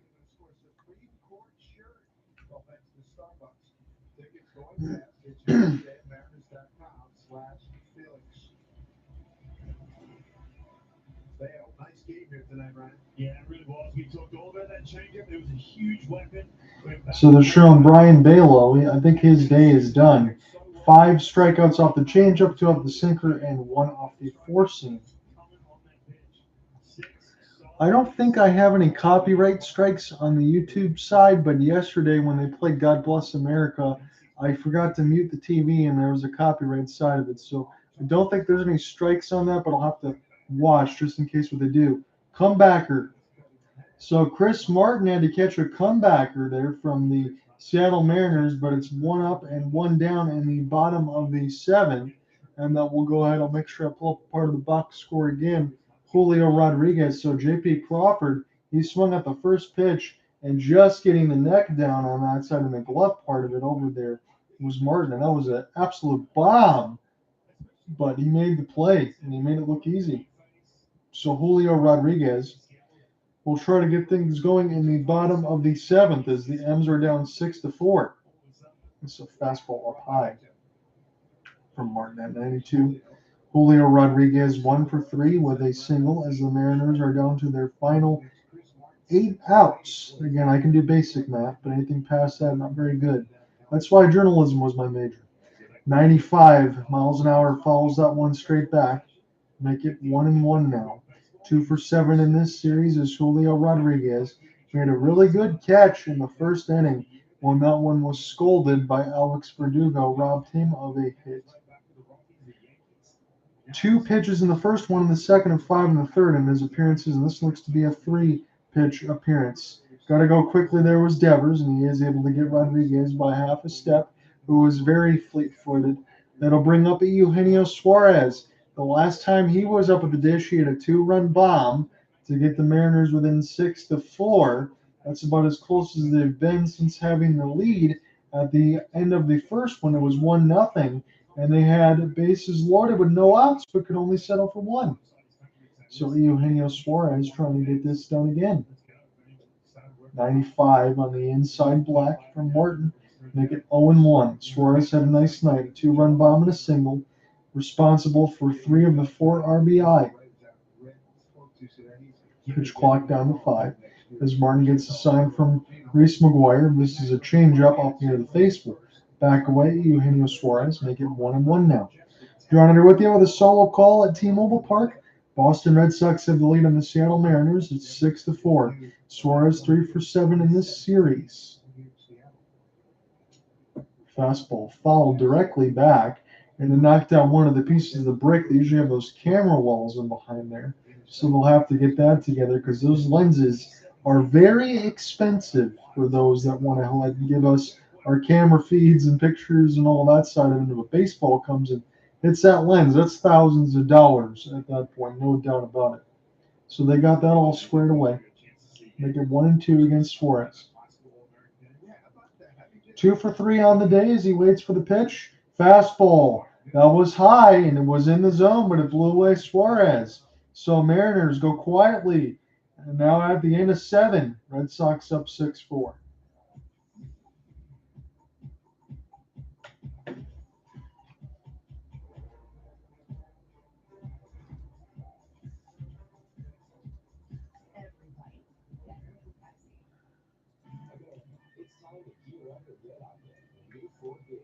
More scoring updates for you. Padres and Rockies. It's the last at bats for the Pods. They got one on second with 2 outs left. They're down 8-5 is Colorado. In our featured game, it's a 6-4 lead for the Red Sox. Red Sox go to the bat at the top of the eighth. Top of the eighth between the Giants and the Diamondbacks. Giants have come back. They've scored some runs. Now it's 4-3. Giants lead at Oracle Park. In the bottom 5, it's the Dodgers all over the Athletics. You imagine they would be. The Athletics are 30-77 and moving to Vegas next year. Dodgers up 4-0. Your finals, there's a lot of them now. We will get through these quickly. The Phillies beat the Marlins 3-1. They've been scuffling of late, so they picked up a badly needed win. Brewers 6-4 victory over the Washington Nationals. Tampa wins again over the Yankees. We had that game yesterday. And similar game today. 5-2. Rays beat the Yankees. 13-3. The Orioles all over the Blue Jays. 5-1 for the Braves over the Angels. Twins hold on to get a 3-2 win on the road against the St. Louis Cardinals. Rangers do enough. They beat the White Sox, who were in the middle of a fire sale. They win 2-0. Funny thing is the same score, 2-0 for the Astros and the Guardians. Framber Valdez throws a no-hitter. It was a 7-6 win for the Royals over the Mets, so I know they've been selling, but you want to get ahead and get a win. They couldn't do so.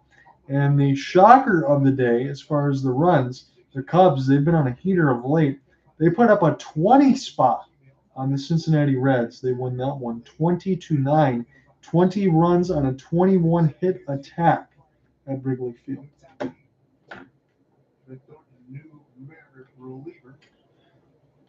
So Thornton is back out there after an inning and a third pitched.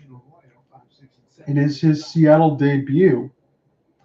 0-1 against the Red Sox. We're at the dish right now. Again, my apologies. I'll pull it back up. Adam Duvall on that. So I don't have notes in front of me today. Kind of did this one by the seat of the pants. My apologies.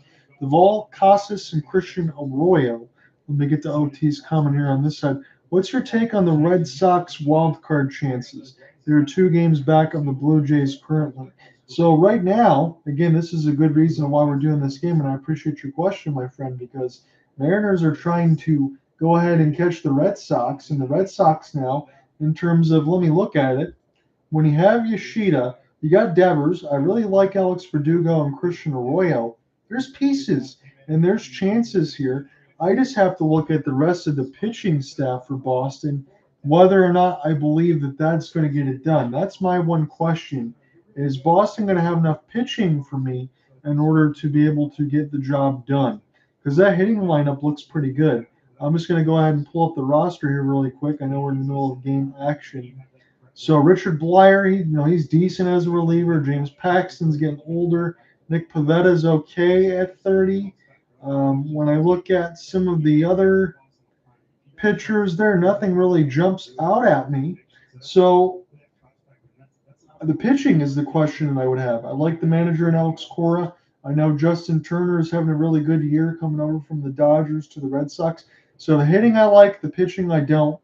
But maybe that's kind of a situation for the Yankees too. It's in a similar situation, even though I think the Red Sox a couple steps ahead. I think that they can do it, but they might have to mash the baseball and win more of these type of games 6-4 rather than shut teams down. And again, for Chris Sale over the last few years, he's been injured. We haven't even got a chance to see him pitch all that much. So 3-2 now is the count, as Thornton's continued to look pretty good on this side of it. Full count pitch. And this one is a swing and a miss, and Thornton picks up another strikeout. So he's been excellent out of the bullpen right now. He's through an inning and 2/3, just 1 hit and 2 strikeouts, as Tristan Casas gets punched out of there.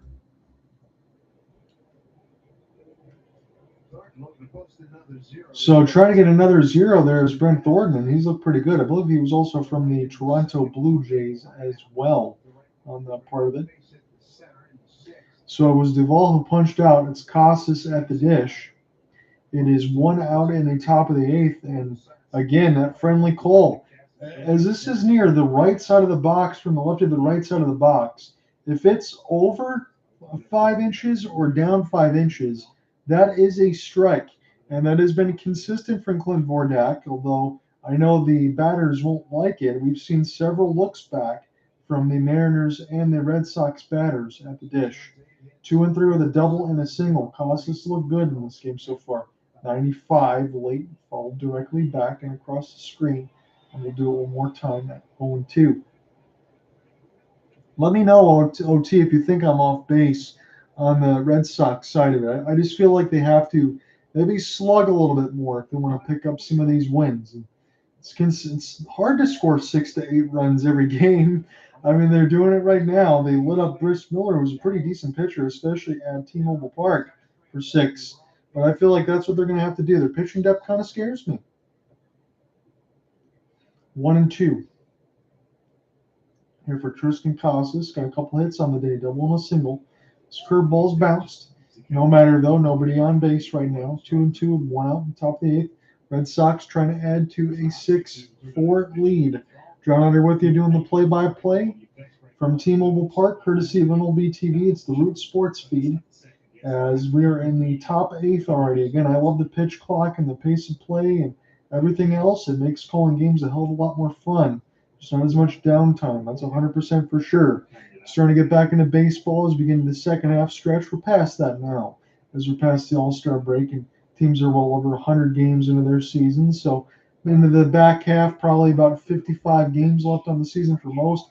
A breaking ball, not in the zone, but it curved, I guess, just in enough, 4 inches off the plate, punches out Casas. So again, I'll just tell it to you like it is. If it's close, you got to swing. That's the only thing you can do. So Christian Arroyo, batting 7th.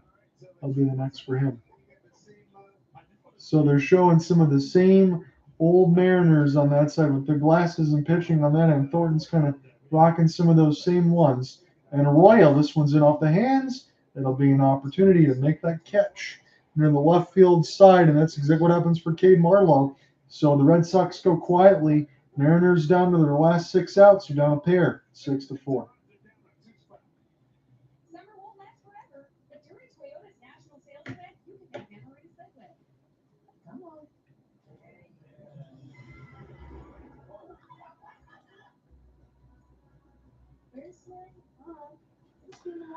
So in the wild card, Red Sox just a couple games back. Blue Jays, again, they got smoked. So they lost 13-3. So you got 3 teams that make it in the wild card with that expanded side of it. So Red Sox definitely have a chance. Mariners definitely have a chance as well. That's why this Red Sox-Mariners game is pretty big on that side, because that's who the Mariners are chasing.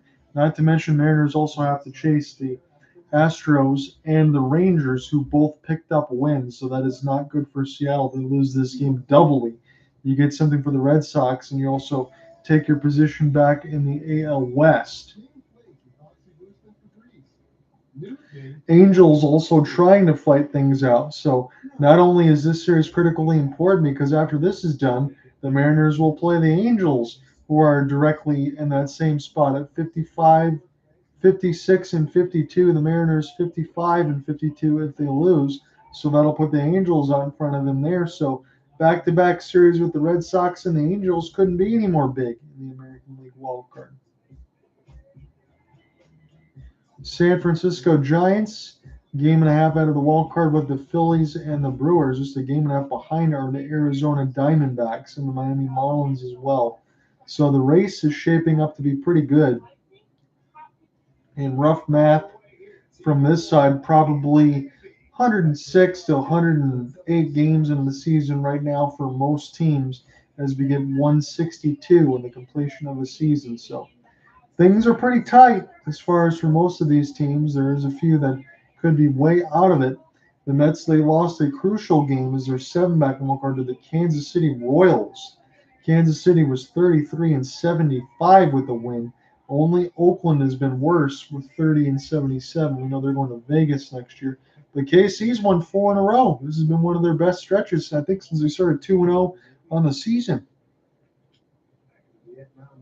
So this will be followed back. Josh Winkowski is the new pitcher here in the bottom 8. So Dominic Canzone will be the batter here, and then it'll be Ty France and Mike Ford, the right fielder, the first baseman, and the DH, 5, 6, and 7. So on the other side, this will be an opportunity for Cal Raleigh, Canzone, and France, 4, 5, and 6. So I should have done my own notes and not listen to what they're saying on the broadcast side of it. My apologies. They'll say some things that make me scratch my head. So Cal Raleigh 2 for 6, batting clean up on this side. 2-1 with the count in his favor against Josh Winkowski. See if they can get ahead on the back end pitching staff as a changeup misses high. Swallow the count 3-1 to Big Cal. Pitches by plate appearance for Cal, 5 in the first, 3 in the second, 5 in the third. He's ahead 3-1 now, so if he wants to take a big swing on something he likes, he can definitely do that. Takes a fastball outside. Good at bat for Cal. And bring up Dominic Canzone as Cal goes to first. It's bottom 8, no outs just yet. As Cal's at first, that'll be Dominic Canzone. He was able to get his first hit as a Mariner the last time up. And he looks like he's had some decent speed. You know, there was maybe a little bit of a misplay there in right field. There was a lot of sun early in this Pacific side when the game started at 7. Again, 10 Eastern for me on that end, but 7 Pacific. 90. Again, that's high and out of the zone, but called the strike. If that's in between 3 to 4 inches, it's going to be called a strike. That's the way it's been all day. So these batters know exactly what they see, and these pitchers on the Red Sox and the Mariners should know that, and that should be relayed to them. 0-1. Inside on the hands will be a direct pop-up. Who wants it? Casas going to push everybody off, and he makes the basket catch. So Canzone, can't get it done there. That'll be up to Ty France. Ty France was able to rope a double that scored a run for Canzone. Mike Ford couldn't make any damage in his previous plate appearance, so that'll be up to Ty France now. And the Mariners are down to their final 5 outs again. For Colton Wong, he was DFA'd, and with that trade for Seawold, that brought in Canzone and Josh Rojas. Rojas will likely be the everyday second baseman now for the rest of the year. Ty France going to need a deal pretty soon as well. This one in off the hands and fouled down the first base line. Ty France had a nice day today with a pair of doubles and an RBI. So 0-1. Winkowski is ahead. Mike Ford will be next. For Ty France and his numbers, 257 bombs, 39 RBI, 57 runs scored, and he's got 1 stolen base on the year. This is the other way. First base line fair. Casas will have to give this one up a chase. Canzone, if he's smart, he's going to try to get to third. And this one gets away, but this bounces off the back end of the screen. And now this will Ty France off the air to get a double. And now the Mariners essentially Ty France 3 times in a row gets a double. Raleigh able to scamper to third. And it'll bring Mike Ford with ducks on the pond at second and third. And maybe the Mariners have an opportunity now. So this is fair slicing down the line. This goes off the glove of Casas. It's fair. He tried to make a diving stab at it. It goes off the top of his glove. And when the ball goes across the first base line, Casas will pick it up. France is stuck at first. And then a throwing error that tried to get it to Devers. Bounces off a screen, stays in play, and Ty France hustles in for a double. So a comedy of errors there, a little Benny Hill music for the Boston Red Sox. That's going to give runners at second and third now, and a meeting on the mound for Winkowski and crew to see if they can get out of this. And again, the Mariners, they have been buzzing all game long to try to go ahead and get some things done here. Again, this is another opportunity with 1 out, runners in second and third. Mike Ford has got to come through here with a productive at-bat. Sac fly at the worst or some sort of walk, work his way. He's had runners in scoring position several times. Change up high at 90. 1-0 is the count. Mike Ford 0 for 3 with a strikeout. As J.P. Crawford is on the front steps, trying to urge his teammates on. The lights are on at T-Mobile Park, and we'll see if anybody's home here with a big shot. And it's at 89. This is in on the black, and it's a great pitch for Witkowski. Throws him on the changeup that he spit up high, but down low. Couldn't swing the bat. 1 pitch plate appearance in the first, 3 in the second, and 5 in the third. See if he can extend it. They got rally caps and rally shoes. All the Seattle fans trying to urge Mike Ford to get it done. Swing and a miss at 97. Upstairs and on the black. 1 and 2. Good job there for Witkowski. He's ahead of Ford. Josh Rojas will be next. But he's trying to come through here with runner on second and third. It is France and it is Cal Rowley. And Mike Ford's up against it. 1 and 2 now. Pitch clock, I think, is going to reset as Witkowski step off. Now get the sign and get set to deliver. See if Mike Ford can come through. He does not. Swings and misses on a fastball, so it's been a little bit of a rough night for Mike. Punches out for the second time. He's consistently had runners in scoring position at 97 miles an hour. By the time he got the swing off, the ball's already in the glove of Reese McGuire. So it's going to be up to Josh Rojas, batting eighth. And now they will use another disengagement here for a mound visit, as they need to be able to get everything self-sufficient and centered here. Red Sox trying to hold on to this 2-run lead. Again, they'd like to add to it in the top of the ninth, but they don't want the Mariners to do any more damage. At this point, if Rojas doesn't get the job done, it'll be Marlowe, Crawford, and Rodriguez. So the Mariners will still have some dangerous at-bats, but it would be nice for them right now if they come through. Again, the Red Sox just in front of them as far as the wild card picture. And again, it was very astutely pointed out by OT, and thank you for that on the YouTube side, about their wild card chances. Well, Seattle wants to get some space. That's a gorgeous pitch. Maybe something that Rojas could have swung at anyway, but he was froze with a 90-mile-an-hour changeup. 14 pitches into Witkowski's day. This is all in the eighth. He's given up a couple hits, but he's trying to stand Raleigh at third and France at second. Inside changeup. Makes it 1-1 now. Rojas 0 for 3 with a ground out in the sixth. 224 average and 26 RBI. Everybody kind of just feeling themselves a little bit right now. They're centering the moment here. It's bottom 8 with runners at second and third. Mariners trying to come through. Draw this within 1 or flat out tie the game. Rojas waiting on the 1-1. Does he offer at it? Yes, he did. Half-hearted swing there on a changeup that went near his feet. The crowd boos, but it looked like Rojas got a little bit buckled. Yes, he did. He just went across the home base line. He went for it. 1-2 now. The count against Rojas. 16 pitches into Witkowski's day. Josh trying to get out of this. Rojas trying to come through in the clutch. Don't know how many more chances the Mariners will have. They're down to their final 4 outs. Runners at second and third with 2 outs in the bottom of the eighth. Fouls it off his foot. Rojas stays alive. That one is going to hurt a little bit as he'll take a little extra jog and he'll get the time that he needs before the number 8 batter in the lineup will dig back in. That goes off the inside of his left foot and off the heel and off the toes. So again, that's not going to feel very good. 0 for 3 is Josh. Mariners need a base hit in the worst way or another base runner to extend. Rojas, 98. He's late, but he does fall it back, and he's able to stay alive in this at-bat. This will be the 6th pitch of this plate appearance. John out here with it, calling play-by-play. It's a solo effort for me today at T-Mobile Park between the Red Sox and the Mariners. A very critical wild card matchup at this point, but that doesn't end for the Mariners in the following series when they play the Angels. Swing and a miss! Witkowski with the curveball! And he takes chances at runners were second and third and nulls them away. So Red Sox will try to add to their lead in the ninth at 6-4.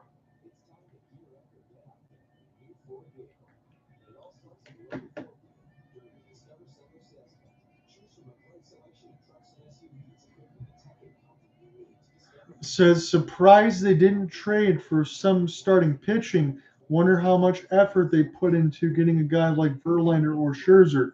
I agree with you, and there was some little league play on that side. OT. I'm glad that you had a chance to hear that call and listen, because it was nuts all over the place. But yeah, I wonder what the effort was for Boston on that end as far as getting pitchers like that. Let me make sure that I get this correct.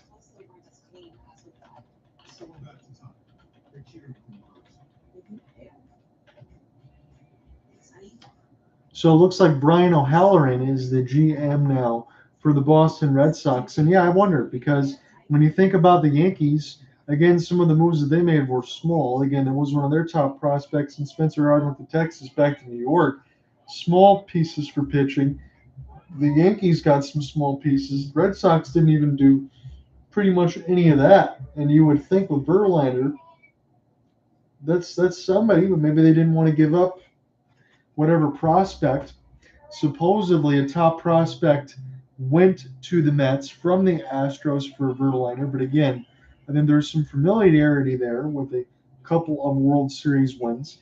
For me, broadcasting from the Michigan side of it, being a longtime Tigers fan, I know it's tough out there.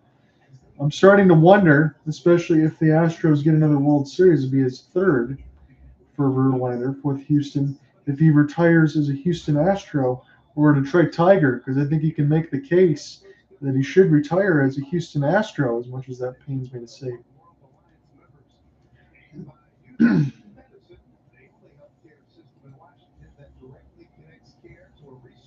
So we'll see. I may or may not be back here for the Thursday side of the broadcast, but at least we did deliver on the Monday, Tuesday promise. OT, my friend, I appreciate you following along and listening in and leaving comments as always. When we do get to the NHL side of the season, you best believe I'll be here on the start of that. I have the 3 first days scheduled for that as far as the opener between Banner Night for the Vegas Golden Knights and the Seattle Kraken. That'll be Cooper Hopkins and I between the Winnipeg Jets and the Calgary Flames, and then I'll have the season opener of the Red Wings against the Devils with my former college partner Don Tottingham for Oakland University for me for the Rochester Hills, Michigan side. So it'll be fun as we get that first Tuesday, Wednesday, and Thursday on the season. So Sweet is on the mound here for the Mariners in the top of the ninth. This will be Reese McGuire, Yu Chang, and Jaron Duran. I want to make sure that I get this correct as well, just to make sure I get that Devin Sweet, the 26-year-old from Greensboro, North Carolina. Again, his season stats, his ERA is at a cool 18, and his WHIP is above 2. So this is a situation here for the Red Sox to add to that lead against a pitcher that doesn't have a lot of experience or numbers that are elevated. And when I'm looking at some of his stuff as far as 2023 pitching or what's available, again, it was just one game played before that. So this is just his second appearance, 78. And this would split the gap if it wasn't for the speed of Julio Rodriguez. One up, one down on a hanging curveball. And that will send down Reese McGuire. I'll bring up Yu Chang. Looking forward to hockey time, says OT. Love it on that. And me too, my friend. I'm just trying to keep my nose to the grindstone as we're continuing to wait for all of that stuff to count down.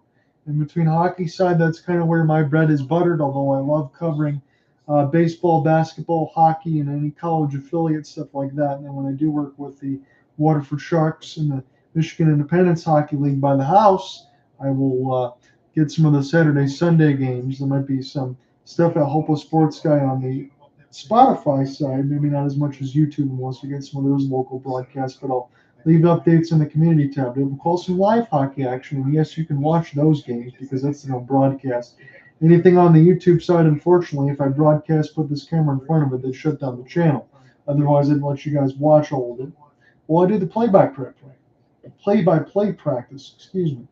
Yu Chang up near his face, and this one will have to back away and make it 3-1 now. So Devin Sweet a little bit wild, and that curveball was high but punished, but Julio Rodriguez made the first catch in the top of the ninth, and then we will go back to Jaron Duran. This will be a dribbler. This is going to be a tough play. Devin Sweet got to get on his horse, and it's safe. Yu Chang with an infield single. I don't think that that's going to be challenged by Scott Service. I do think Chang was able to get at least a step and a half into the first base bag. We'll take another look at it from the Roo Sports feed. So this kind of works as a bunt. Sweet throws it over, and I believe he did get at least a step and a half in front of Ty France before that throw was over there. Slow motion look. Yeah, that's step in before it hits the glove, so no challenge on that side. It's an infield single. So Jaron Duran, who's had a nice night, he's going to get an opportunity for the Red Sox to add to the lead as you get those Nintendo signs, Nintendo Switch, all that stuff. I remember all that from the days of Ichiro Suzuki, and I'm always wondering whether or not it's going to be an opportunity for Shohei Ohtani to stay in LA Angels. I wonder if he goes to Seattle with the Japanese contingent. I'm just throwing it out there. I don't have any sources. As this one is in off the foot. That's painful off the back heel.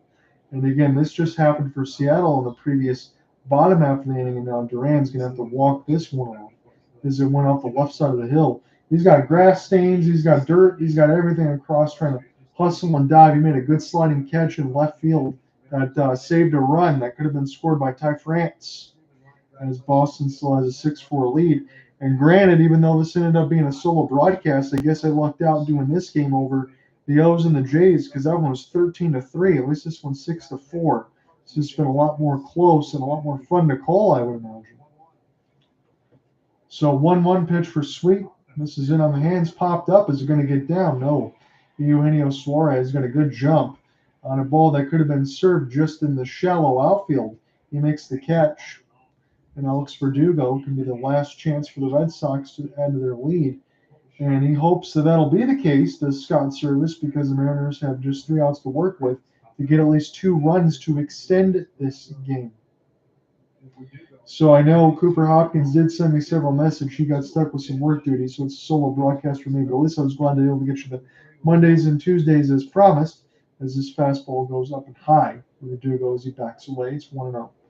May or may not be a Thursday, but I won't be back home until probably Tuesday of next week. So I'll say maybe Wednesday, Thursday be the next opportunity for the broadcast next week. We'll try to get our assignments and everything squared away, and I'll do my due diligence to see the pitching matchups and see what's good to take, because with MLB TV, I can at least kind of pigeonhole and watermark some of the good matchups and not try to give you some boring games to call. That's my hope, is to try to give you some competitive games each and every night, whether or not my voice is a little bit graining like sandpaper.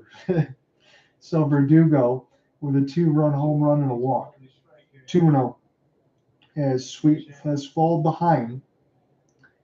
It is a single there for the Boston Red Sox with a runner at first for Duran off the infield side for Yu Chang.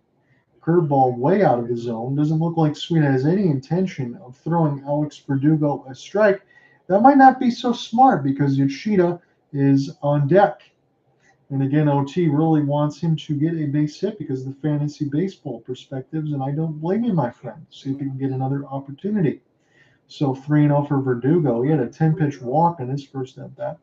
And this one is called a strike, in that, again, as we've said all night, it's been consistently 5 inches out. But called a strike to the right-handed side of it. That should have easily been a walk. But we'll do it again at 3-1.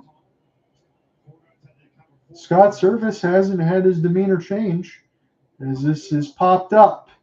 Will this be playable? No, it will not. It's a full count. Now for the Red Sox right fielder. He's batting second. The lefty, Alex Verdugo, has had a pretty nice night, all things considered. Very lengthy at-bats. Devin Sweet trying to get through this 9th inning, 17 pitches unblemished. His one outing with abbreviated side game, an ERA of 20. This is his second appearance of the season, but not before. Delivering the 3-2 pitch, does Cal Raleigh come out and have a meeting with the youngster on the mound from Greensboro, North Carolina. So John here with you. Letting you know at hopelesssportsguy.wordpress.com will be the game story per usual, alongside with this play-by-play. That is free of the commercials. It's just the game story nonetheless. Boston trying to add to a 6-4 advantage. They can pull themselves within that same spot as the Blue Jays lost today. Get even closer here to the wild card spot. It was a good call by OT. 3-2 pitch. Strike 3 called. He got the favorable one down at the knees. Yoshida will not get an opportunity to get another at-bat. It'll be Marlowe, Crawford, and Rodriguez, 9-1 and 2. Last call for the Mariners. Toyota's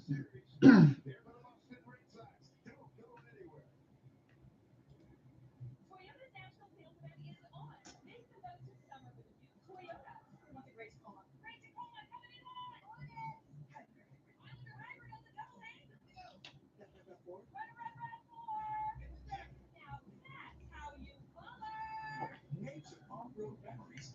Very new 4Runner, or the best-selling Tacoma, which you can get with 3.99 APR financing, plus 2 years no-cost maintenance. Come in today. Toyota, let's go places.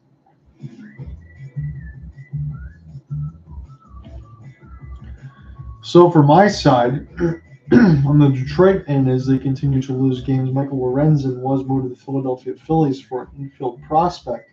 They tried to trade Eduardo Rodriguez to the LA Dodgers, but he had the no trade clause. And one of the 10 teams that was on it was LA. And the fans got upset that he didn't want to get traded there. Well, that was one of the teams that was on there. So the Al Avila, the FU parting gift, that one continues to deliver because Eduardo Rodriguez and Javier Baez will still be here. Yes, Rodriguez can opt out of his deal to go to a pitching place that he can actually try to win something. So Tigers can essentially not get anything for him. But if let's say he does leave, that's 15 million a year, and Miguel Cabrera has already done it 30 million, so about 40 million at least. Let's just do the rough math of money coming off the books if he decides to leave. But 30 million for Cabrera, 15 for Rodriguez, would be 45 exact. But 30 million does come off the books. But for Rodriguez, it could have been more. Javier Baez, he can't opt out as well. But why would you opt out of making 25 million a year? It's not happening. So they did get Lorenzen for a prospect, as he said. He goes to the Phillies. The prospect comes to Detroit, can play some middle infield. The 20-year-old is going to play high A ball. They said that he's pretty advanced for that side, but he's still got double A and triple A. So we'll see what happens. Scott Harris's hands were tied. And like I made the mention of former GM Ken Holland for the Red Wings, I know Jim Mill was their part of it. He was probably making all the decisions. But Steve Eisman had to clean up his mess over 3 years, just trying to get players now, as they've done with Alex DeBrincat. It's going to be a few years for Scott Harris before he can even clean up Al Avila's mess. It's just the way it's going. So Kenley Jansen, he's on the mound to close. Seattle now 9-1-2 as far as their order. Cade Marlowe 2 for 3 today. He's had a nice night. This is a cutter in on the hands at 93. Kenley can still feature that. He's not the closer he once was with the LA Dodgers, but you can't still tell me he can't be a complete closer that can get you some outs, especially when you got a 2-run advantage. Fastball. This one's popped up. It's going to be a long run. Devers take a look at it. This one goes up into the netting and out of play. So Cade Marlowe's still alive, but he's down behind the count 0-2. 3 for 6 in this series. Again, it helps going 2 for 3 at the dish with a run scored, as his average now is up to 292. Just last week when we did the contest with Alec Knob against the Twins, he got his first base hit in the major leagues, and Cade's been pretty good since. 0-2 the count against him, but he's going up against Kenley. And another one popped up into that same spot, and it'll go foul once again. It'll be J.P. Crawford and Julio Rodriguez, 1 and 2, as the lineup will switch back over once Cade is done. Mariners need 2 runs to keep this game going. Third time we're going to try to do the 0-2 pitch. And it'll be a step off by Cade Marlowe, so he uses his disengagement. Kenley Jansen does have another one if he wishes to take it. He's out in front ahead, 0-2. Cade. Kenley again in between the Dodgers and the Braves and now the Red Sox. He's been a closer that's always featured that cutter. And another one at 94. This one goes high. Make it 1-2 now. Rally caps are out now at T-Mobile Park. They're trying to urge the Mariners to get a couple more. Cade's got to try to get some things going here. Pitch clock down to 2. Jansen rocks and delivers slowly as this is 95 up. Again, anything out or low gets the call. Anything up does not. And I think Jansen might get that memo. But again, you want to get a rising cutter up on the hands to try to get some sawed off to the at-bats. A little bit of a wiggle there for Jansen as he gets set to rock and deliver. This one is in on the hands, and this is in shallow center field, taking a couple extra steps back and making the catch. This is the Red Sox and Adam Duvall, and it'll be up to J.P. Crawford. Again, J.P. Crawford does not have a hit in 3 at-bats. He does have 1 walk. You would imagine J.P., as he takes another look in there at the home plate umpire, It's been a rough night for JP, but it's not been his fault. He's just had some very poor calls up against him on this side. Last appearance at T-Mobile was 2022, 2 bombs along the ninth inning from Rodriguez and Suarez. It's going to take Crawford to reach or Rodriguez to reach before he can even get to that. Otherwise, it'll be in the final out. Still 2 left, though, as a curveball. Is 0-1. That one had hit me written all over it, but Crawford doesn't swing. Jansen trying to get the save. He's got a 6-4 lead to work with. 94 will split the plate with the fastball, and it just looks like Crawford's trying to measure right now. And if Jansen does get any situation where he throws it low a few inches out or throws it out a few inches, this could be a bad sign for JP. 263 with 9 bombs and 36 RBI. Crowd's quiet right now as Jansen's in complete control with a 0-2 count. Crawford trying to make something happen. Served it off the end of the bat. Pops it up. This one should stay in play for Devers. Next to catch. Now Julio Rodriguez is the last hope for the M's. This is going to be very critical for the Boston Red Sox to pick up the game in the wild card spot of it. Again, if we do this live here, it'll be a game back of the Toronto Blue Jays, who got sandblasted 13-3. They'll be 57-50 with the Red Sox, and the Mariners would fall to 55-52. Mariners have played well of late. They're 7-3 in the last 10. Red Sox trying to stop a 3-game losing streak at 5-5. Julio Rodriguez, fastball up, is the last hope for the Mariners. He's 1 for 4 with a single. Again, it doesn't matter at this point for Julio Rodriguez's run. He's got to get on base any way he can for Eugenio Suarez. 1-0. Swings and misses at a 95-mile-an-hour fastball. It was definitely hittable, but he was very late on it. 1-1 here for Jansen. Trying to get the save for the Red Sox and put them just 1 game behind the wild card spot. Again, this is big for the Mariners because it's the Red Sox and the Angels, and they're trying to win the series of Mariners if they pick up this one. If not, the Red Sox will do so. 2-1 against Julio Rodriguez. Not quite in the driver's seat yet, but we will see what happens here as Jansen taking as long of a time as he can with the pitch clock as it's down to 1. Gets set to deliver here. And 95 would have easily been 3-1 on the count, and Julio Rodriguez goes way out of the zone, about 7 feet, and it goes ahead and attacks it with no chance. And now the Mariners down to their final strike. See if Jansen can get the job done with 14 pitches and make a clean 9th inning. Critical game for both teams as the fans continue to stand and they applaud here. Want to see if the Mariners can get something done with Julio Rodriguez. 2-2 is the count. Fastball in on his hands. Stays alive as he's just able to get the knob of the bat. Follow this one directly back, and Julio will see at least one more pitch.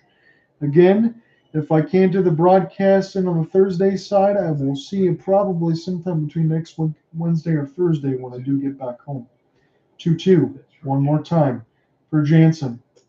And he struck him out. He went fishing. It would have easily been a walk, but Jansen gets the final strikeout of Rodriguez, and the Mariners, they drop a tough one as the Red Sox, they do their damage when they need to. Mariners couldn't do that all times. It's a 6-4 final. Red Sox get the win. We will talk to you guys very soon. Peace.